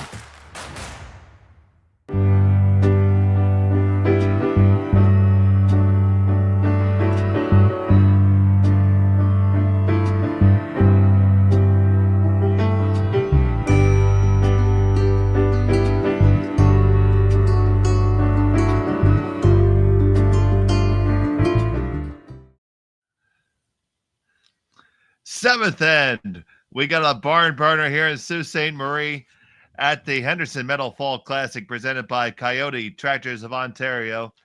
A huge double by Brad Gushue to get out of that end. Yeah, you're going to see it here, Dave. It's he really does have to be perfect on this shot. They've got to let it go and run the risk of curling by everything, and just called perfectly by Mark Nichols, and bang bang, and sitting one, even stayed, even made Korey's shot a little bit tougher. So here we are in the 7th. Dropkin has a hammer in a tied up affair, 3 apiece. Getting your money's worth here. And you don't even have to pay. All you have to do is like and subscribe, by the way, on Curling Zone. Yeah.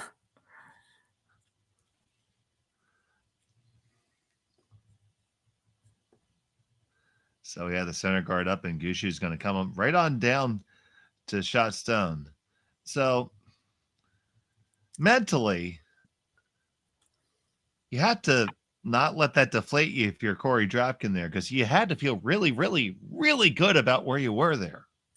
Oh, absolutely. Yeah. I mean, it certainly is a little bit of a downer because, I mean, you get 2 there and you just forced a 1 or even forced a 2. In the 7th end, you got Hammer going home. What more could you ask for? You're playing Brad Gushue, number 1 or 2 team in the world. So, it's certainly a bit disappointing, but at the end of the day, the blank is probably something you were quite ready to accept going into that end. So you just have to try to park that and just live with what the end result. And it's not like you gave up points or anything. So it should be okay. I think they'll deal with that okay.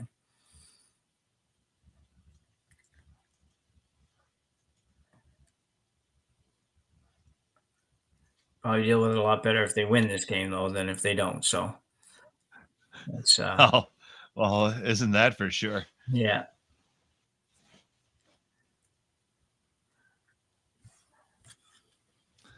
I'd like to thank all of you who are joining us here on Curling Stadium.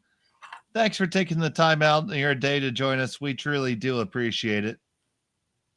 You can catch all the games, all the action from every sheet of this spiel. This is a big one. We got more than $100,000 in the purse.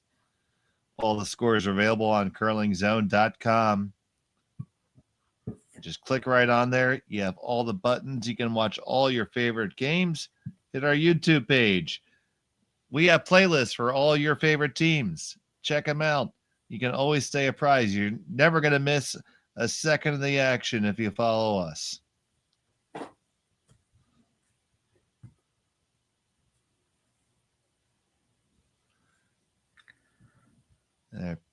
Peel the guard there. Yeah, he didn't really have any option. It's hard sometimes when you look, you're sitting 2 and it's behind the guard and everything. We should just leave it there, but that's never a good thing at this level. It would come back to haunt you 9 times out of 10.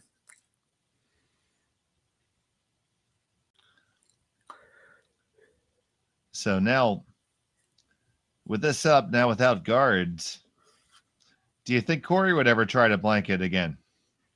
Oh, yeah, for sure he would, yeah. Just might be hard to get to there. Oh, obviously, Brad's going to have some other plans, that's for sure. But we've seen a couple of real pistol shots removing a lot of granite from both of these squads here.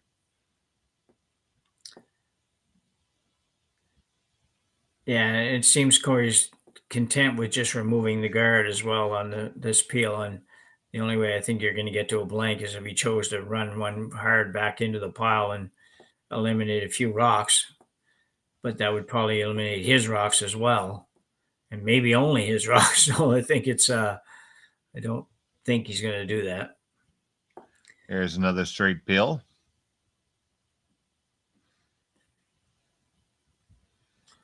Bit of a guessing game now. Who's going to do what?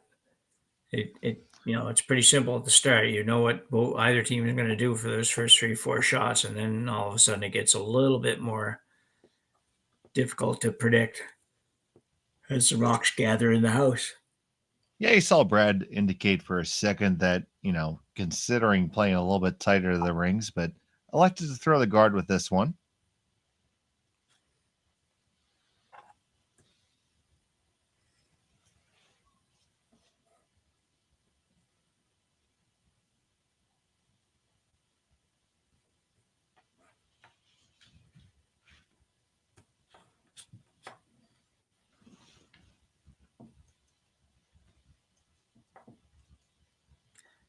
This one could be interesting. Yeah, they're going to take a minute to talk about it. Might take a minute and 30 seconds to talk about it, I guess. In fact, indeed, there is a timeout called right now. So you see both teams with sufficient time available. 2 timeouts are being afforded to both squads here. Yeah, that's a lot of time left to play 2 ends for sure. So even when it gets a bit congested.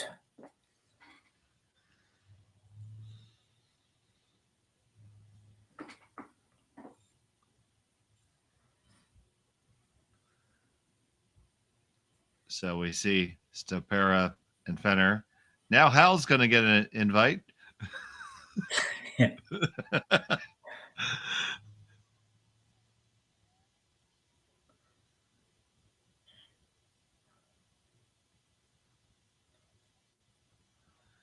Come on into the party, Tom. What do you think? Is that the coach at the other end? Yeah, I'm trying to see who that is.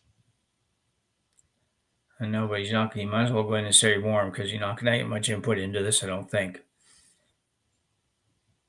Too far away.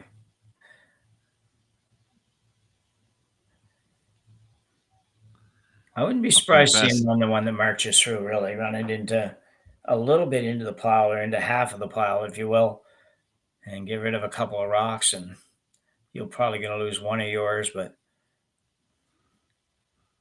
the only problem with that, I guess, is you could get forced to one, but you could get forced to one either way. So I'm pretty sure he's going to run something back.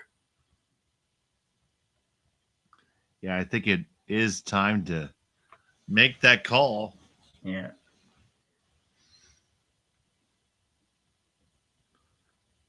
Or make that call even.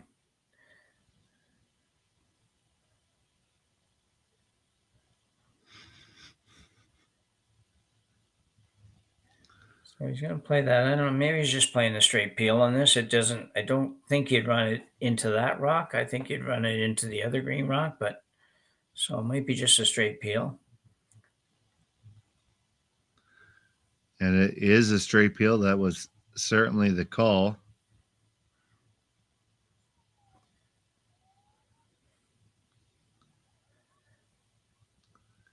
So now what's your thoughts here if you're Brad Gushue? Well, I think you're You one want? rock away from coming around that stuff. I think it's probably going to be a guard here, and then on the next one, I'd be awful tempted to throw the intern around that pile of rocks there and um, just go to the back of the forefoot because the yellows would be lined up in such a way that the stagger would be right. You wouldn't really cause yourself any damage if you had to remove them on the next shot. I don't And think with they'll that, remove them now because if you played it now, chances are really good that Korey would be able to make up one or two doubles and the end would be over for you. You wouldn't accomplish either stealing one or forcing to one. So I see both teams recognizing the gravity of this end. yeah, Adam Casey, or shall we say, Jeff Walker Jr., has joined the conversation. yeah, yeah. It's a big moment in the game for sure. It's you know,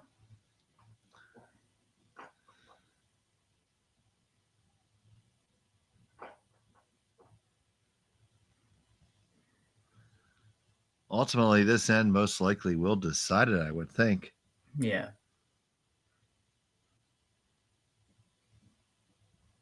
I don't know if there's a way you can hit play one of yours and roll far enough away to prevent a double eventually, and I don't think there's really a good opportunity to do that. Yeah, because the last thing you want to do is hand Korey Dropkin a blank opportunity. Yeah, exactly. Yeah, You want there to be a score on either side. yeah, You'd prefer it's one for Dropkin, and then you can come back and get two. sure. Yeah,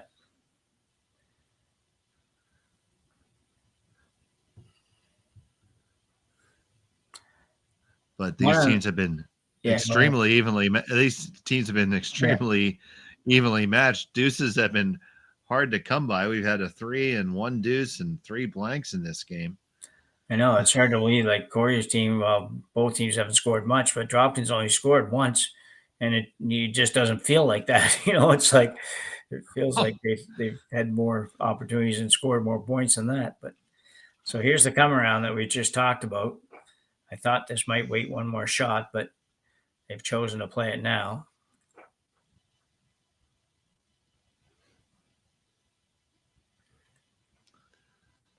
Just going to look to warp one around here.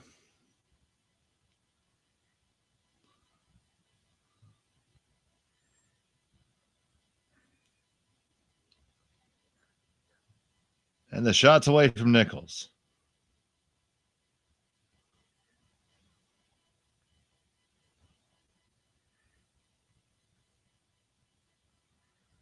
Trying to hold this one out hard. Now hopping in too for the weight. Over curling, so they're going to end up with that high shot, whether they want it or not. Yeah.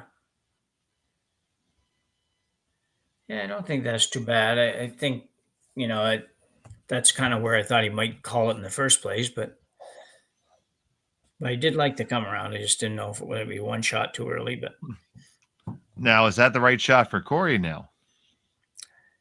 you know what? I think it probably is at this point, Dave. I don't know. I don't think the green ones are going to be really hard to get rid of. So I think this makes some sense. He goes around. Gushue is probably following him down almost no matter where he ends up. And he might have his chance at 2 if he can make a good shot here. So, Andrew Ste.Marie can have a big draw here.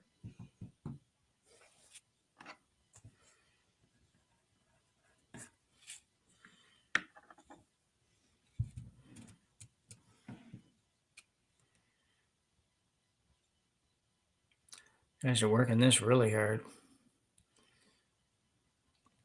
Yeah, holding it for line and for weight. Gotta get it around. They are not going to get it around. It is going to wreck. Well, that's interesting now for Gushue. That certainly, if anything, helped him a little bit. Tell me if I'm crazy, but if you smack the living daylights out of that, don't they all go? Yeah, I think that's what Brad's thinking too.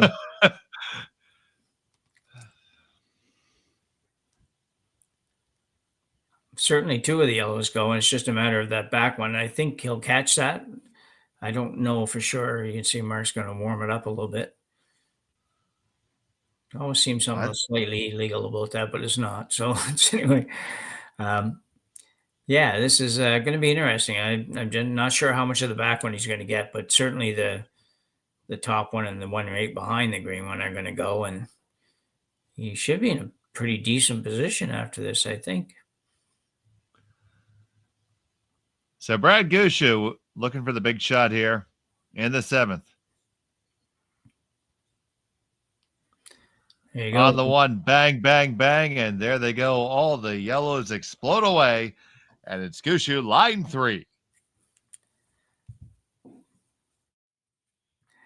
Yeah, you'll see this come down, and really without the previous shot, you'd never have a chance to do this, but Brad throws it when he can smell an opportunity. He takes it almost every time, and all the yellows go, and nothing but green left.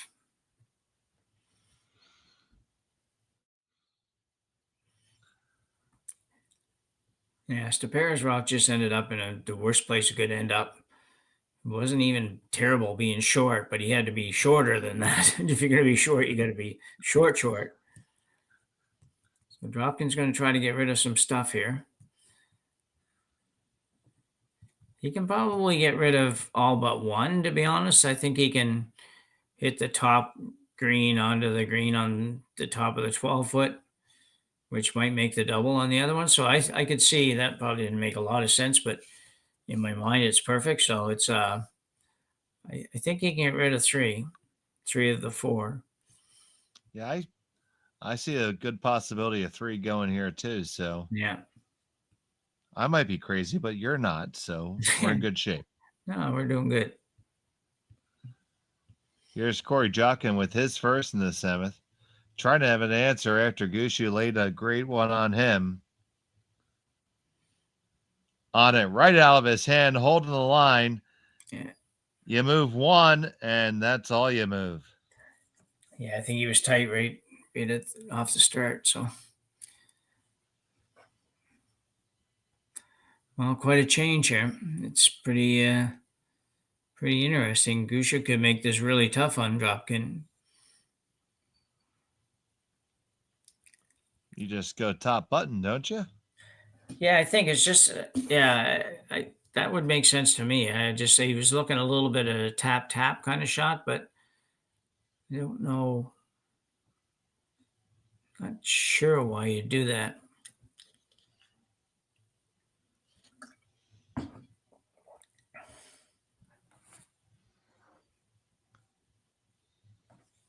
Well, if you throw the draw top button, you're probably going to steal all day because it's going to be really, really tough for Korey to get it out. Yeah.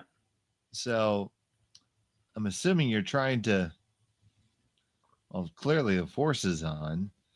Yeah, the only thing I can think that he's looking at it all is to try to kind of widen out the wall, if you will, and just kind of tap one and roll over a little bit, just make that shot even that much harder. But I think, with the draw weight that Brad usually has, it's, he's gonna make it pretty tough. You just get it in there not anywhere, but behind the guards. But I think it's going to be a really hard shot for Korey Dropkin.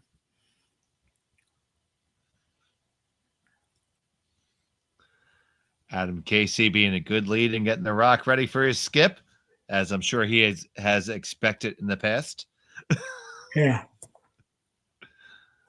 That's why he's playing lead, not second now, because he does a better job than Jeff probably on that. So here we go. Those are your words, Jim, not mine. Yeah.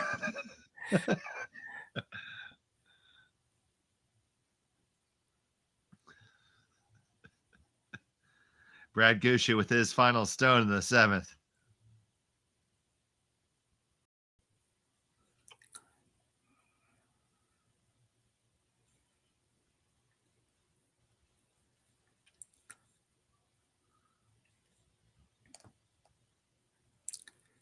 Casey trying to hold the line.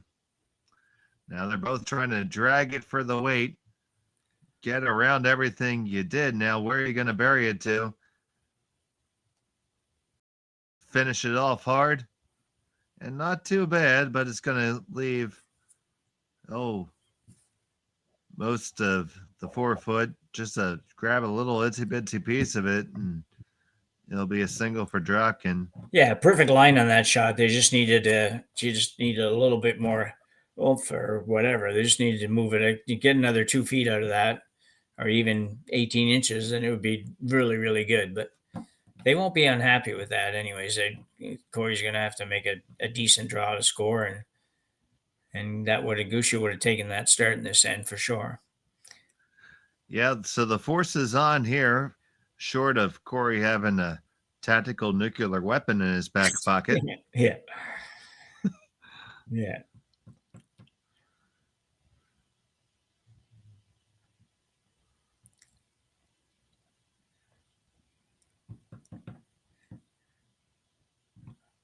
These aren't gimmies because the ice curls so much that you gotta go out there quite a ways to be sure to clear that pile of rocks at the front. And they are going through the right process there, making sure that they talk about the speed, because it's been a minute since Korey's thrown a draw. Yeah. Final stone at number 7 for Korey Dropkin, looking for a single. Just needs to grab a touch of the 4 foot. It looks pretty good. They're getting a little more serious about sweeping it here. As long as it gets around, it should be okay. And it certainly is. So it's a single point for Korey Dropkin. He leads by a score of 4-3 after 7. Brad Gushue will have the hammer when we come back. I don't remember a time when curling wasn't a part of my life. When I wasn't putting in the sweat and hard work to be the best that I can be. Clocking in the time, the effort to practice day in, day out. Curling is more than just a game. It's a family, a community. And when it's time to play, I know I'll be ready. Hardline, supporting hundreds of our next generation athletes.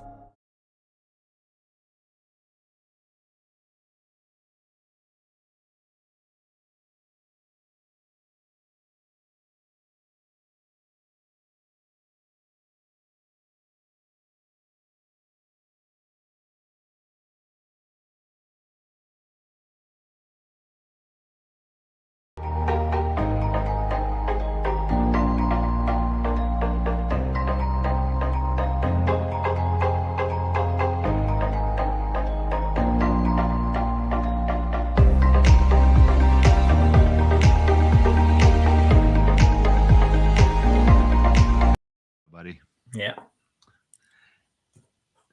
We're back here in the 8th end of the Henderson Metal Fall Classic, presented by Kioti Tractors of Ontario.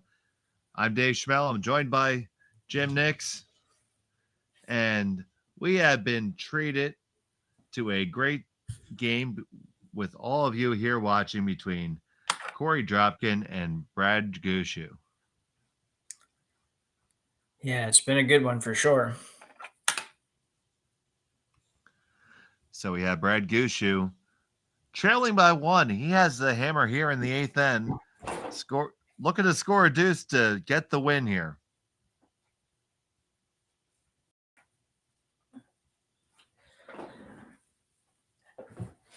Yeah, and there's no doubt that Brad will be looking 100% for the deuce. He won't be satisfied with a single unless he absolutely has to on the last shot. But seen enough to see these guys play that they're going to throw whatever it takes on that last one to get 2.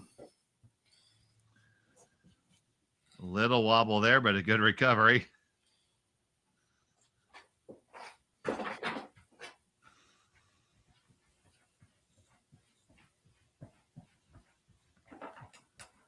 Now Ste.Marie trying to work it over and drag it underneath. Get it all the way under. Gonna get it about half under. Still visible for Brad Gushue and his squad. Yeah, the other option for Dropkin there was to throw up another guard, just be, in a tie game, I think you're throwing up another guard for sure. Being up one, perhaps he feels he's comfortable throwing that one in.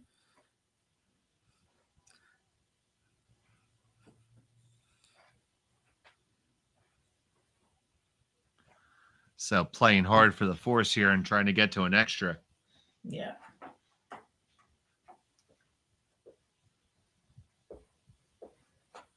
Both teams more than 5 minutes on their game clocks, so no problem there.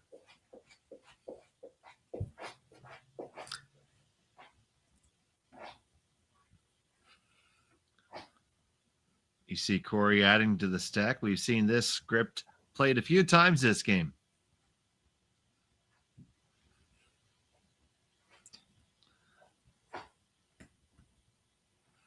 Each team with a little bit of posturing, trying to figure out who's going to blink first.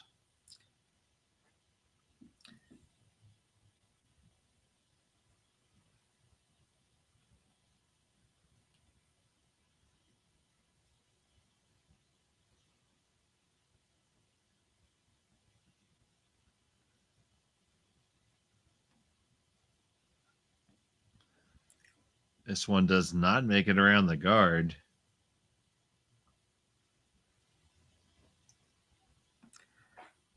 No, Brad's probably going to move one thing. Yeah.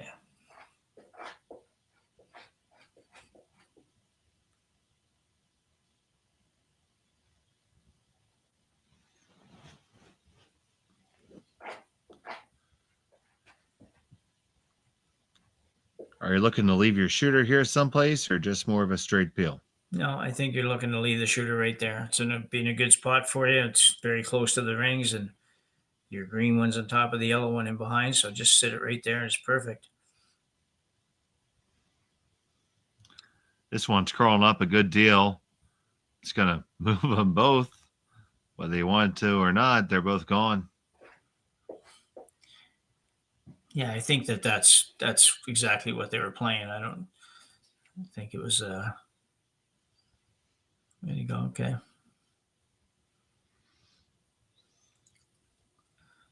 Corey's going to play the guard.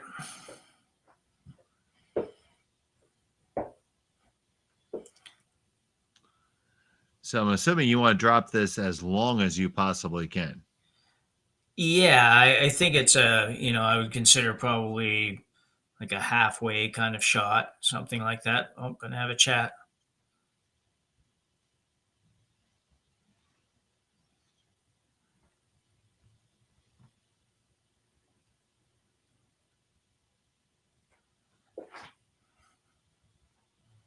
I don't know what he's thinking the options would be here. I guess they're just trying to figure out exactly the depth for this.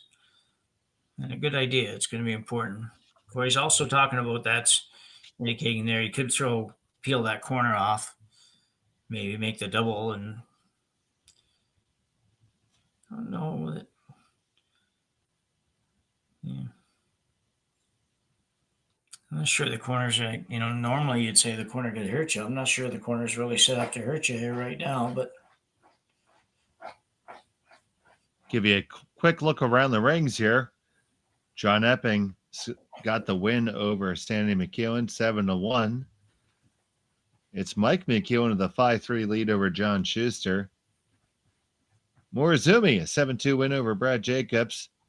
Maeda holds a 8-5 advantage in the eighth end over Simmons. And Abi did defeat Kevin Kioti by a score of 8-3.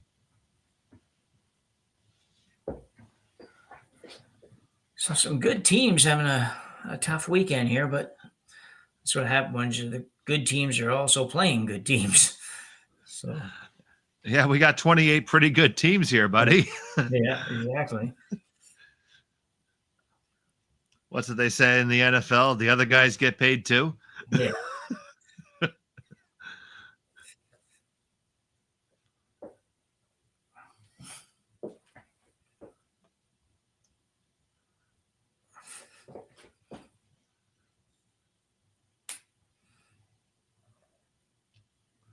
So they're going to get their guard.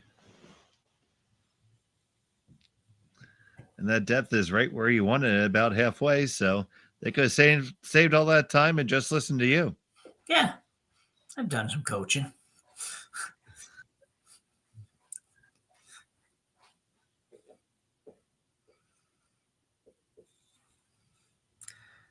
These ends get so complicated, though. They're tough.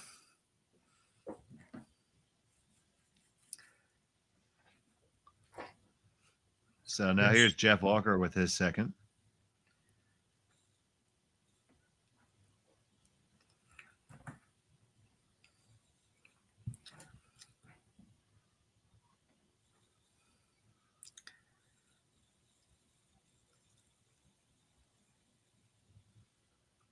Casey trying to scrub it over, both of them, and they do split their own onto the rings there.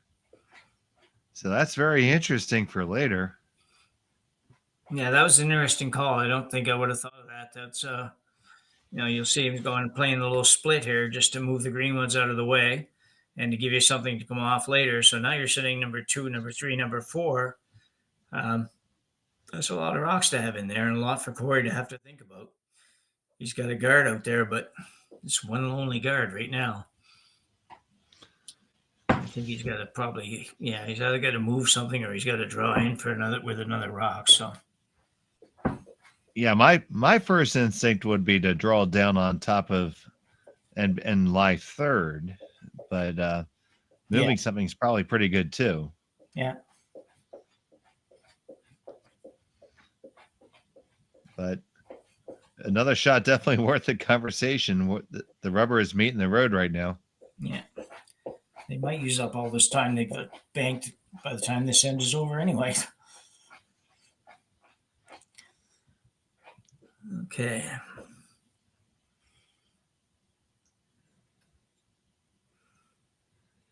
So here's Ste.Marie.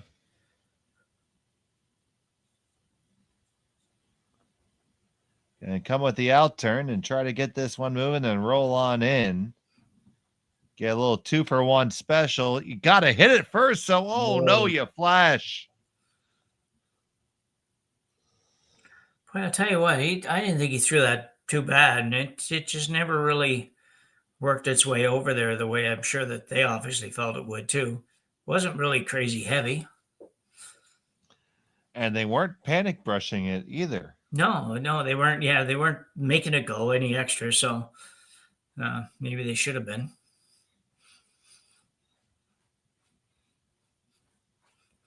So now opportunity knocking for Gushue for sure.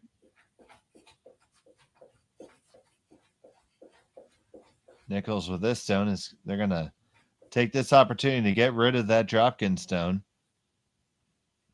Casey will work it in and that's a nice bye-bye yellow. So now it's Gushue with 4 in the rings. That one rolled off enough.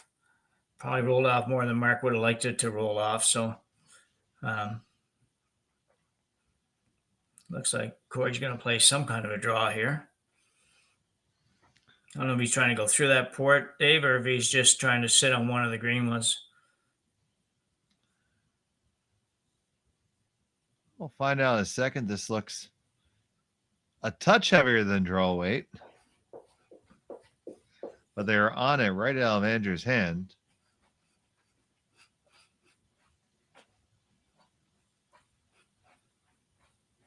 And they are going to come down to the shot rock and move it just a skosh and leave themselves in a pretty decent spot. Yeah, that's a good spot. Another timeout, maybe? It looks like Brad just called timeout here. Dropkin has about 1:30 on the clock the last time I looked at it. So they should have one timeout left as well. Yeah, I think you're right. Yeah.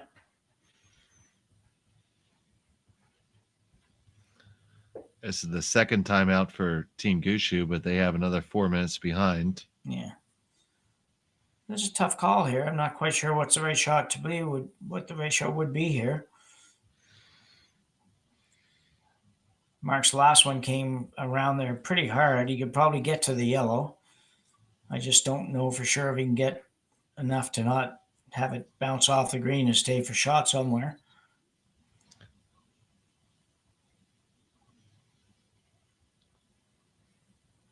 I suppose you could draw around the outturn side. Yeah, you could, yeah. But then you're leaving the yellow for Korey, which is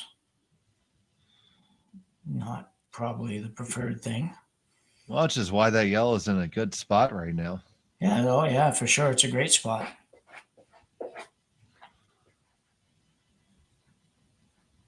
As good as it could be at being surrounded by a host of your opponent's rocks. Yeah, yeah.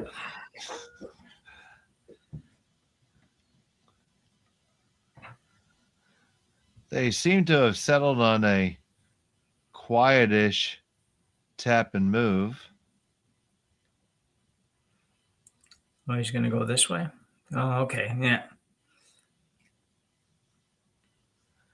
So you're going to see Nichols coming around the outturn side and raise his own onto the Yellowstone of Korey Dropkin and try to push it through the rings.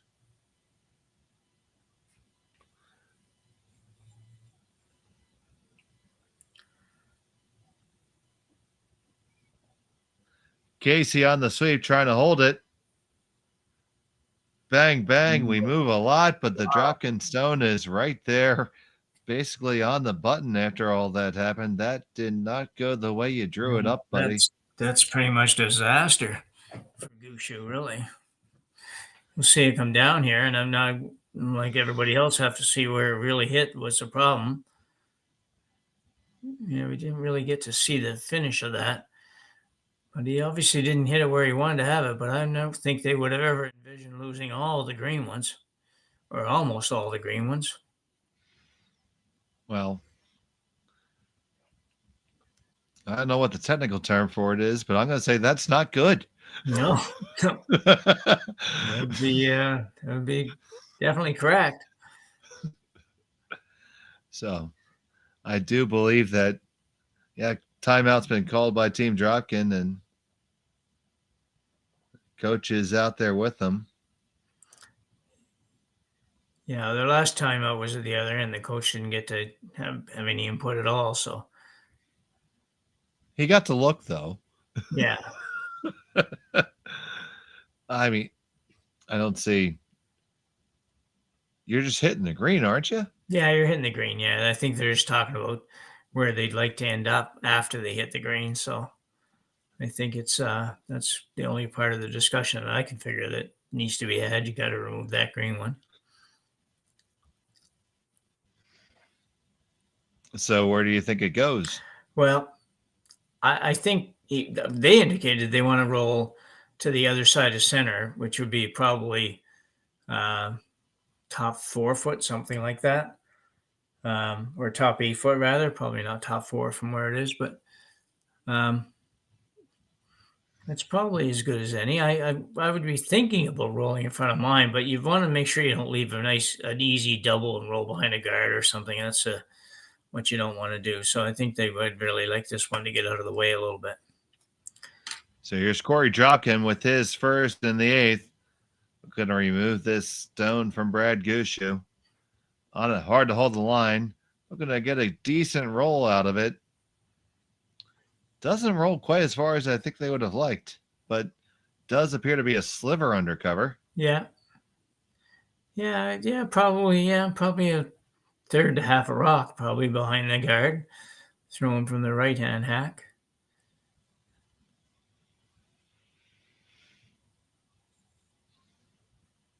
So if you're Gushue here, have you given up on trying to score 2, or? No, definitely not. No, they'd be thinking 2 right till they can't possibly get to. So I think this shot is to come around to the yellow, and I'm not even sure that they're trying to move the yellow and be shot after this. I think they might be thinking about that slash on the green. If they could put this on the right angle, and then they could run the green one back in. I know Korey's going to throw a rock in between there, which complicates things a little bit. But I didn't get the impression with that ice and with the way that they were looking at it, that they're actually trying to move it. I think I would That's like a a shot. yeah. That's the inconvenient part of this game. Your opponent gets to throw to. Yeah. Yeah. Yeah. So here's Brad Gushue with his first in the 8th.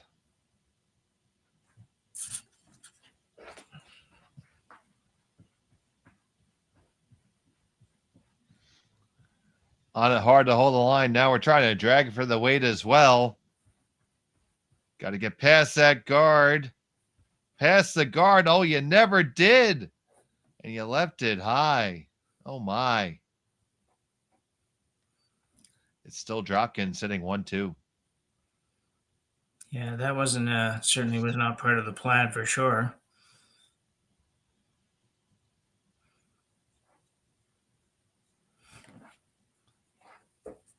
So Korey will just try to take that raise away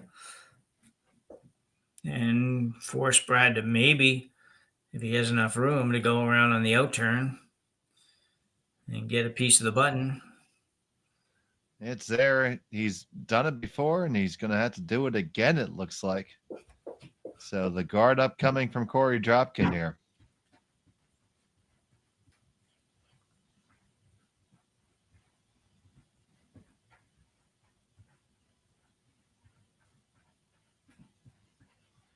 Korey Dropkin and the team from Duluth.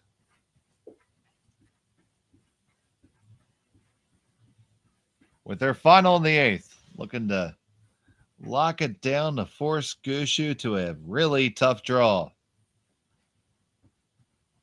Want to get it to just the right spot. Bring it up there and drop it right there, guys. There you go.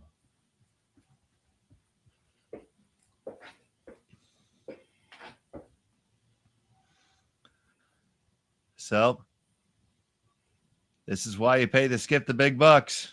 Yeah. Put it on the lid, Skipper.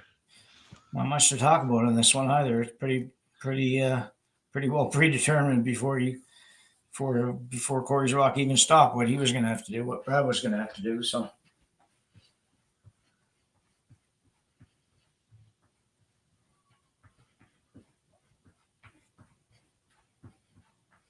Brad Gushue, the 6-time Briar champion,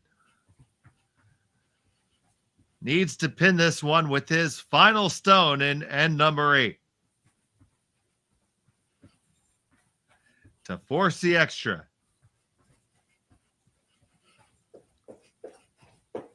Walker and Casey on the brush. Gauging the weight. Past the guard, no problem. Now, do you get past the second one? No problem, too. Now, is the weight perfect? Is it perfect? Is it going to stay there? Will it park it there? Yes! You get that single, and what a fantastic draw by the champion there. And we're going to have bonus curling coming here from Sault Ste. Marie right after this. You're watching Curling Stadium. On behalf of the volunteer board, the support team, and all the families who will be helped by this year's Sandra Schmerler Foundation Telethon, thank you for being a part of this historic moment. $1,126,014, a new record, exceeding our goal, and most importantly, countless families from St. John's to Victoria to Yellowknife and babies in over 100 hospitals in between will be impacted by your generosity. And we couldn't do it without the amazing partnerships we have with Curling Canada, TSN, and Net2Phone Canada. They connect you, our generous supporters, with so many of the Scotties participants and our volunteers on Telethon Day. A special thank you to Jocelyn and Brett for sharing little Luke Gallant's stories, and all of the families across this great country who shared stories of how Sandra's legacy has helped their little ones grow up and become champions.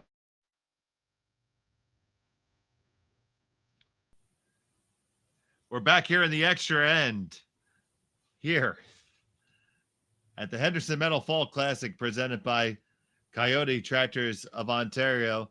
And we're here because Brad Gushue just threw an absolute pistol of a draw.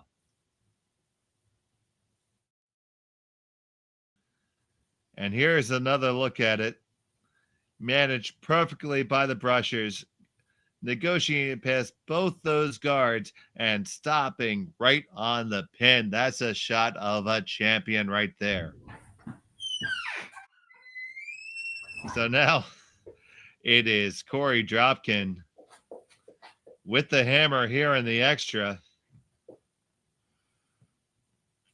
And a big First mistake. stone Yeah. the first stone comes in, slips in. That is obviously a big error. I'm Dave Schmel, joined by Jim Nix, Ryan Jakes on our production. I'm so excited from that last shot, buddy. I can't help myself. Yeah, that was it's just amazing how easy you made that look. You know, just there's really no room for error, and I don't think I'd ever want to be I never really had to be a front end sweeper for those kinds of shots, and I'm so glad they got to be the harder almost than throwing it. Oh, that's absolutely such a team shot, because if you miss that even by a millimeter, the game is over right there. You don't even have a chance. Now, sure, your opponent has the hammer on the extra, but you still got a shot. Yeah.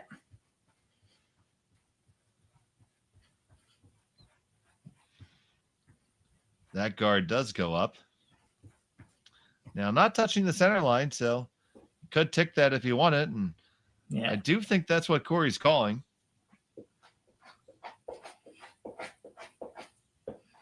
Yeah, I think you're right. I think he is for sure. That's, yeah, just,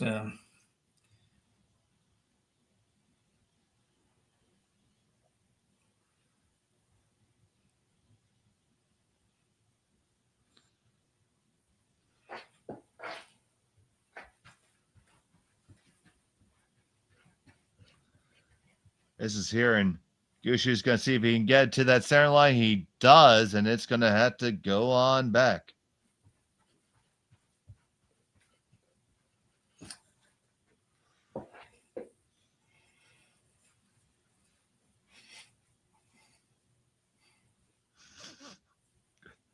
I always love when you bang it on the broom. You don't even move it a micron. yeah.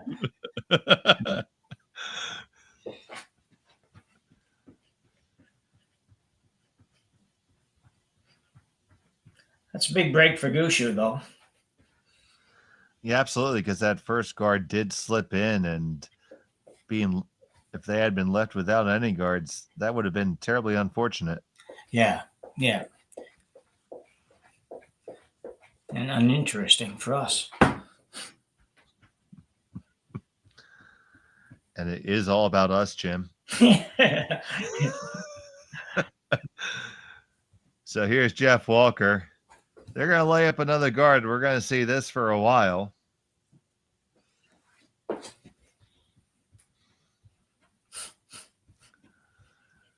Now, Dropkin, he's got his stone that wins sitting there on the edge of the 12-foot. That's all he needs right now. He just needs to make sure that Goose doesn't get a better one.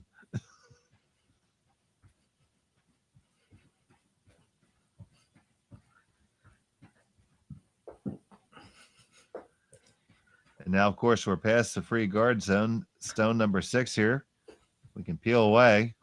And with that being off the center line, the angles exist. And there goes 1, 2. Jams on their own, but good night, nurse. It just cleared them all off. Yeah, not much to work with now. You'll see this one come down, just hitting this is pretty much the exact right spot.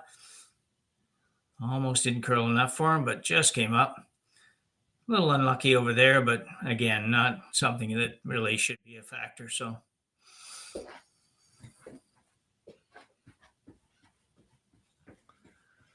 Jeff Walker is going to have to throw another guard here. They're going to need a miss out of the Dropkin rink here to have a shot, a legitimate shot. yeah, exactly. Yeah, it's hard to get those nowadays. These peels.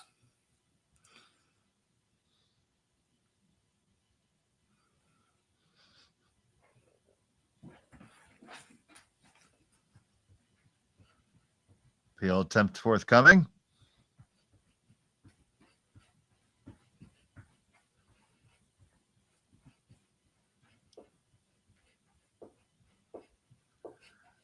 I'll make said it's over the top of the one in the rings, but that's not a problem.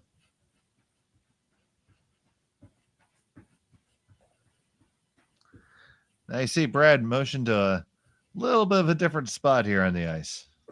Yeah, quite often it's it seems like years ago we used to always just keep throwing the exact same spot, but ice conditions were different and everything else, so you might get an odd miss on a peel. But now it's it's a good idea sometimes to move it around a little bit. Don't get too hung up on whether or not you're going to be guarding the exact button, because you need to get something and make the other team think a little bit, maybe get a little bit of a half miss even somewhere here. Because right now the best guard available for Gushue to use is that Dropkin one that's hanging on to the 12-foot, and that's not much of an Alamo to defend. No, you're right. That's not a big helper. This is close, but Over the top as well, but a peel made by Ste.Marie.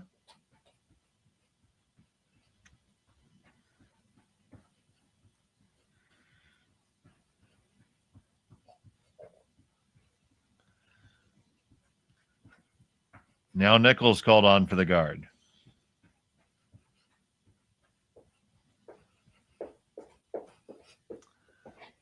First reaction is that this one has plenty.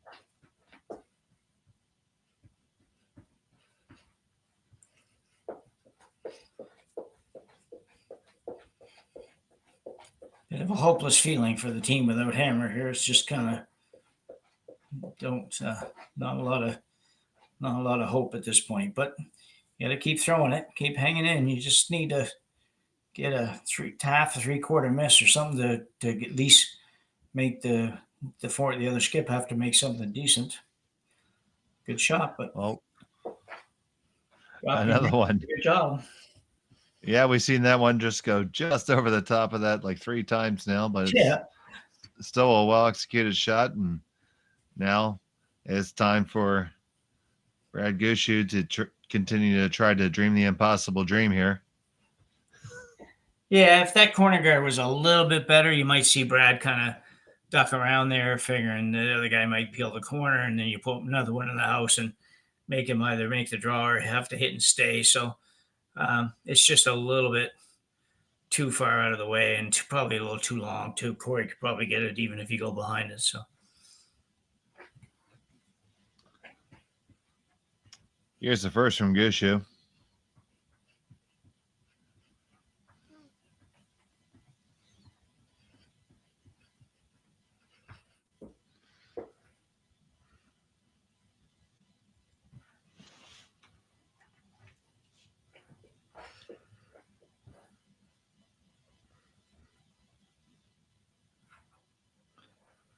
It's there just a little bit further than halfway. The broom goes right on down, and Dropkin's going to try to dispatch it.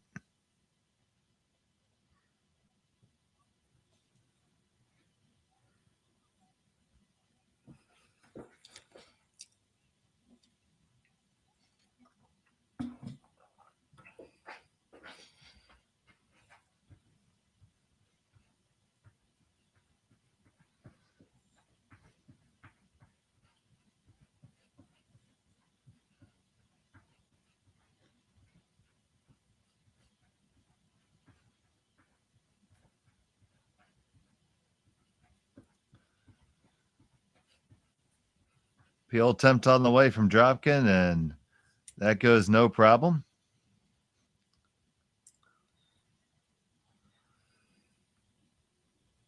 And now you see Gushue is going to put it right on the edge of the 8. yeah, it's one of those sort of, like I say, the corner guard's a little too far over for it, but all you can do is sort of maybe tease a little bit and hope the guy maybe goes after it and rolls out, maybe. And get an extra end. Yeah, exactly, yeah. That's why I don't think I would want to completely bury this. I'd rather have him have to think about and maybe play the hit than just draw on the 12-foot to beat me. So both skips have been so good today that It's going to be pretty hard to get a miss out of Korey anyways on this one. I think he had one miss earlier, but that's about all he's had. I'll tell you what, Jim, we've been treated to some real shot making in this game. Yeah, it's been a dandy. It's been a really good game. It's unfortunate that one of these teams is going to drop down to the C division, really. I agree. This has certainly been the best game I've called this weekend. Yeah.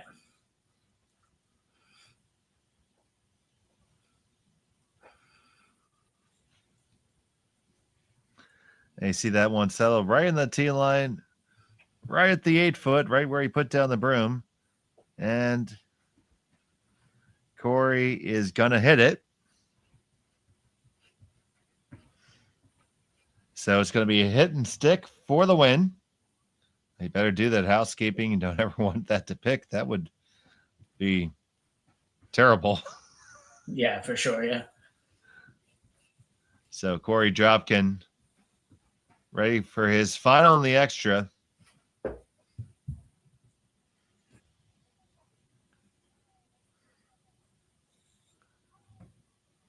Needs to hit and stay to move on to the B division.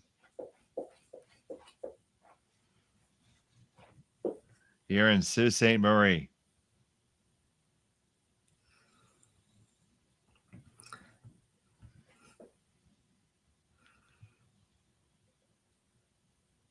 Final start of the ninth on the way. Fenner just a heavy clean. Now trying to hold it to keep it around. Hold it to keep it around. You got to keep it around. Keep it around. Oh, you don't want to roll out. And you do. And we're going to go to an extra, and it's super bonus curling here on Curling Stadium. Yeah. We'll be back from Sault Ste. Marie right after this. On behalf of the volunteer board, the support team, and all the families who will be helped by this year's Sandra Schmerler Foundation Telethon, thank you for being a part of this historic moment. $1,126,014, a new record, exceeding our goal, and most importantly, countless families from St. John's to Victoria to Yellowknife and babies in over 100 hospitals in between will be impacted by your generosity. And we couldn't do it without the amazing partnerships we have with Curling Canada, TSN, and Net2Phone Canada.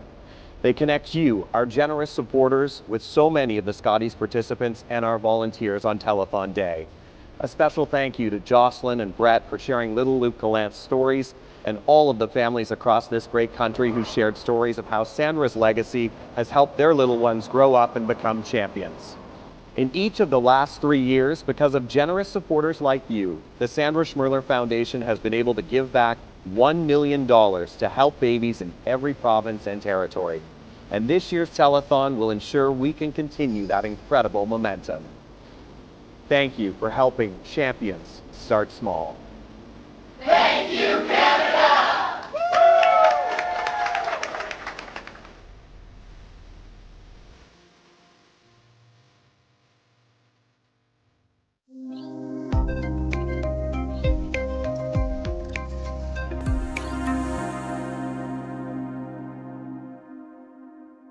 Here we go. So welcome back. It's the 10th end here, the Henderson Medal Fall Classic presented by Kioti Tractors of Ontario. That's right. Don't adjust your screens. It is the 10th end. We are playing an extra end because unfortunately on a hit and stick attempt, Korey Dropkin made the takeout but rolled out of the house. So he retains the hammer here in end number 10. And Jim, in all your years of curling, have you ever done this? I don't. I was just saying, I don't think I have. I think it's, going way back to junior perhaps, but I don't think I've ever played a double extra hand. It's not really, really, really uncommon at the levels that I played at, but certainly here, you don't see it very often. And you were mentioning, especially because of the new rules that are in play now. Well, exactly, yeah, because there's usually just more rocks around than you can get rid of. So it turns into a little bit more of a match, a chess match, and whatever. But there's a better effort by Adam Casey, two much better rocks than he threw in the last end. So that's going to force Korey to not be able to do much with them. Yeah, so now we do have those double centers up. Dropkin with one on the 4-foot, and game on.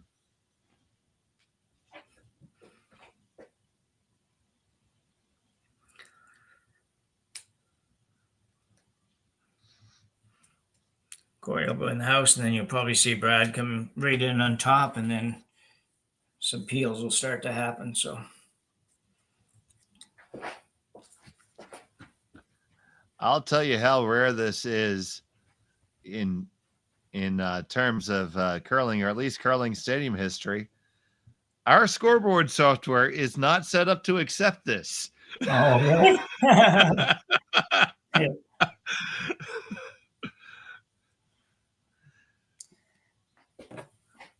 So don't adjust your monitors. Don't bang on your vertical hold. It is the 10th end.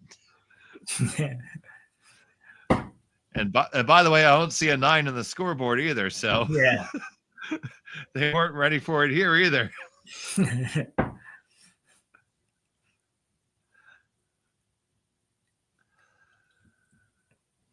Adam Casey doing what he's done all night, sweep. He's done a lot of sweeping tonight, Adam has.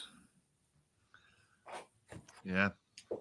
Adam's trying to prove you wrong that skips can't sweep. Yeah. I think they would have got like to getting a hair more curl out of that one. But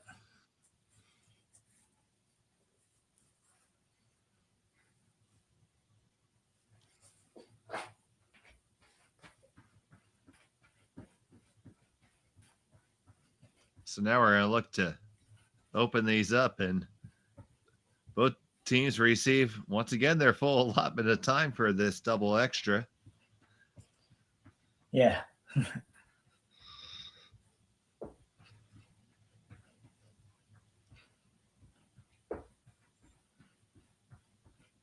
Just a straight peel there. So Gushue electing to come on in at this point.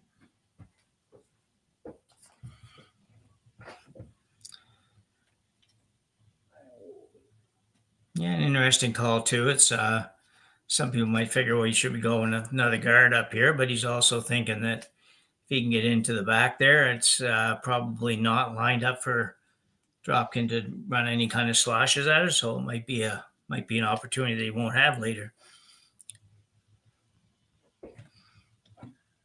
Yeah, decidedly early to be jumping in the pool here, but he decided the time is now. Yeah, I don't know Not what getting happened. past anything though. Yeah, that's not what you wanted. No. Now, mind you are playing 10 ends now, and you had full practices and everything, so the ice is probably tightening up just a touch. Yeah, quite possible. Yeah, it's yeah, you wouldn't expect Brett or Jeff to miss a shot by that much. That was, for the shot that was called, that was a big difference. So I think it's something definitely happened with that one. And they have played both extras towards the glass. Yeah, for what it's worth. I always thought in the Bonspiels, why not do that? Like, people come to watch the games and then you play the extra end away. And I understand a little bit of the concept of that, but I just don't agree with it, I guess. Oh, we tell our participants that we want it to be thrown back to the warm room. Yeah. Yeah. If you're going to screw up my schedule, you're going to entertain my guests at the same time. Exactly. Yeah, that's right.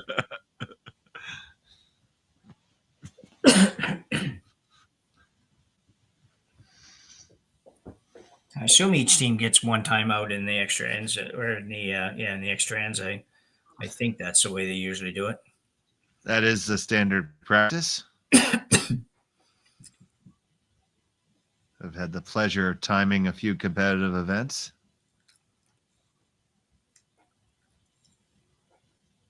Should.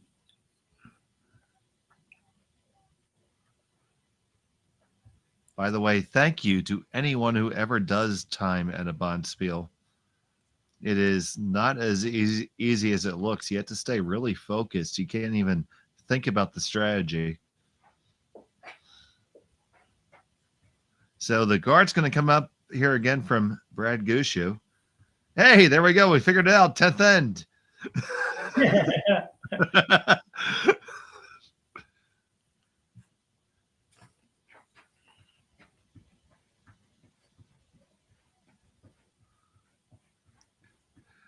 Our crack technical team. There's nothing that we can't do.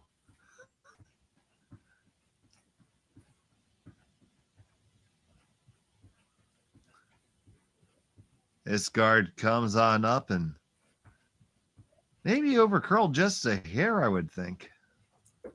I don't know. Yeah.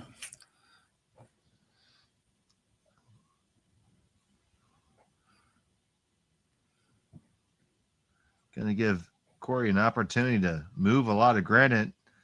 And here comes Ste.Marie trying to do just that. The big heater coming down the middle. Slips past the one in the rings. It's going to just remove the single one. And another guard's going to have to come up from Team Gushue. Yeah, and I would agree with your earlier comment that I think these guards are just coming just a little bit tight. I think I might like to be another couple feet out just to prevent any kind of a double or triple or whatever at this point. So not a long way out, just a little bit.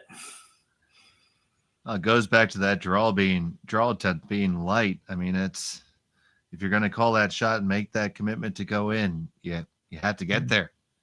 Yeah. That's a little bit better.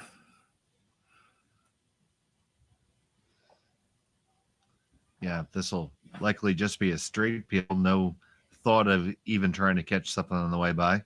No.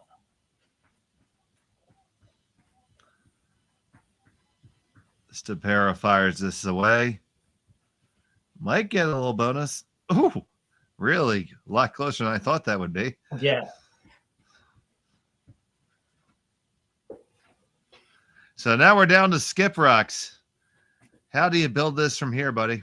Well, Brad's got to go in now. He's got to go right in on top of the yellow and just see what Korey does with his. And, you know, we've seen him. He's basically the shot he made to send this game the way it is. And I think he'll be really close on this and puts it in there. It'll be tough for Korey to get it out.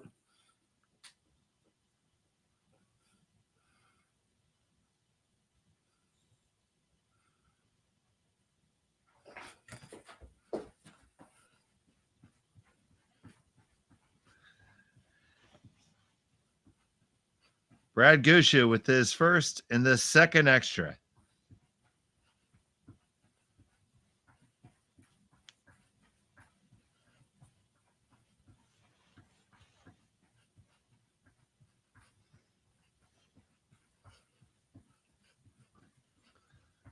This is going to come around. I think it needs to find the brakes. Don't want to move rock too much. Pretty good indeed. Yeah, it's pretty good shot. Yeah. You can see here, right? The boys are just kind of keeping it clean and making sure nothing happens to it because the weight's just perfect. And he seals it on there pretty good. You know, I might have been looking for another inch of curl, but that's pretty darn good. Now, it does look like the pinhole is available. Maybe we can get the dead overhead. Yeah, you can get right to the pin. Do you go there now or do you try to make hay and move a lot and open it up? No, I'm going there right now. I think it's I don't know that you can get any more than just those top two out or the back yellow out. I don't know if the green will go or not, but you're not going to get rid of everything. And I don't really want to let Gushue throw that same shot again. Looks like he's playing kind of an in-between shot. Probably I don't know, a hacker's board weight shot maybe. It doesn't have a ton of ice. If he can get right to the nose with this weight even, he'll be okay. He's just going to end up doing the same thing as making a perfect freeze. I guess probably a little more margin of error going this route. Yeah, maybe a little bit. But if you hit, the problem with this that I see is if he rolls off just even a little tiny bit, Brad might be able to put the next one in a place that's impossible for him to get it out. So he's not throwing it very hard. So maybe it's maybe they just approach the shot different than. I mean, Gushue got to here with ice out in the middle of the 12-foot. They're trying to hold it. This is not going to get there. This is going to over curl. And it does wreck and open things up. So you're in a pickle now if you're Korey Dropkin, I would think. And timeout is called by Team Gushue. Yeah, it's going to take a minute for them to sort this one out and figure out what's the best option here.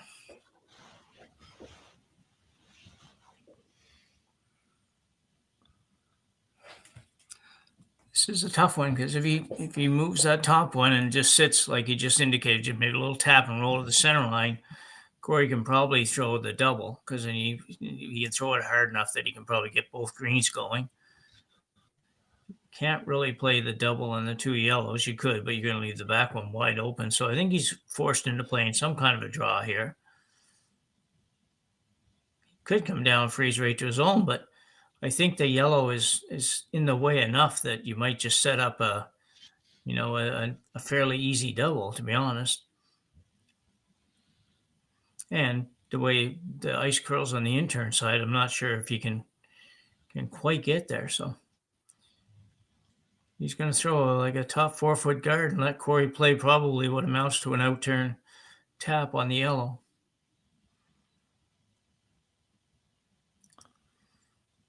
So line shot just behind the pinhole is Brad Gushue trying to find a way to cement this steal to win in the double extra.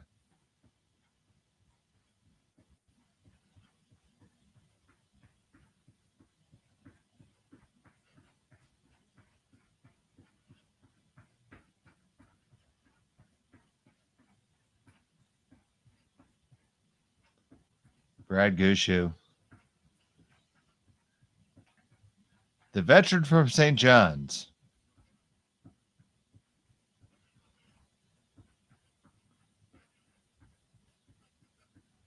With this final in the 10th.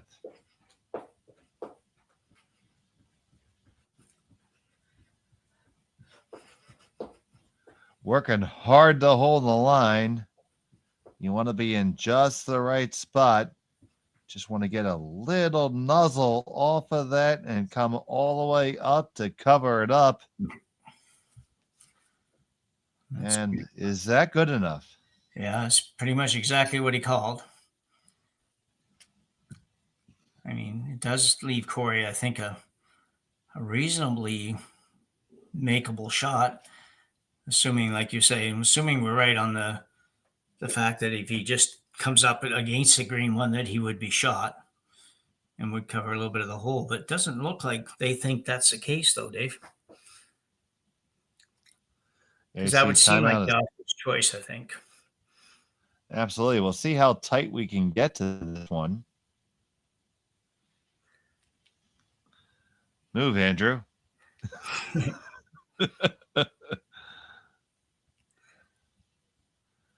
Yeah, the construction equipment sign across there makes it a little bit tougher to see where the hole would be. He must think that the raise on the yellow is no good. Yeah. He has to move all these rocks. Yeah. So we're going to see a missile coming here from Korey. Yeah, the good thing for Korey is they don't both have to necessarily go out. They have to get one of them out, but just because it's going to automatically get one, but they can at least bounce to the sides and something might stay, but he still might end up with shot rock because you got lots of yellow ones. So Korey Dropkin with the final stone in the double extra. Gonna have to remove this one off the button, and he's gonna need a ton of weight to do it. On the way, trying to hold the line. Can't overcurl. If you overcurl, it's gonna jam all day. Oh, and it does, and it's a win for Brad Gushue and a steal of one. And they will defeat Korey Dropkin by a score of 5-4 in a double extra end. And Jim, what a match we just got to see. Yeah, that was a wild and woolly one. It was certainly a very good curling game. A lot of really good shots, and by both teams and both skips in particular, I thought played tremendously.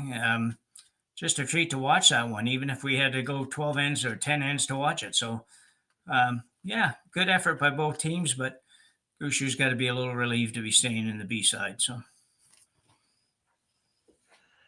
Absolutely. I mean, that was just a game of shot making by both squads and a real treat.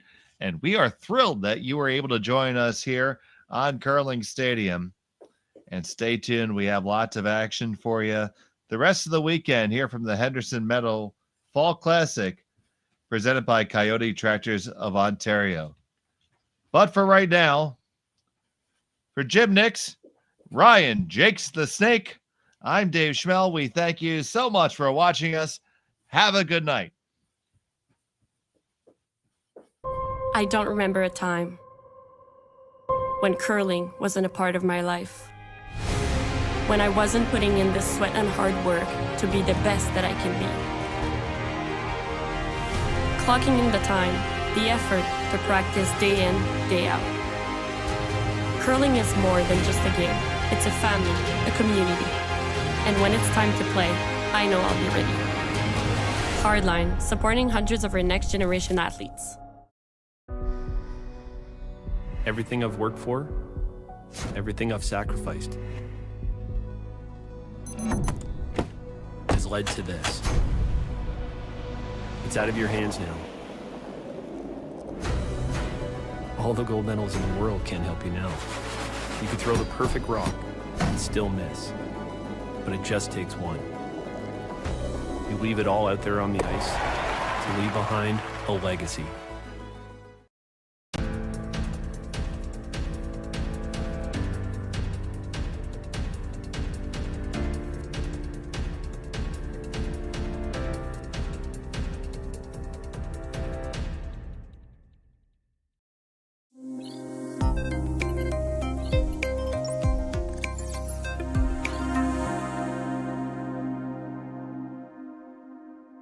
And anyway, have a good night, my friend.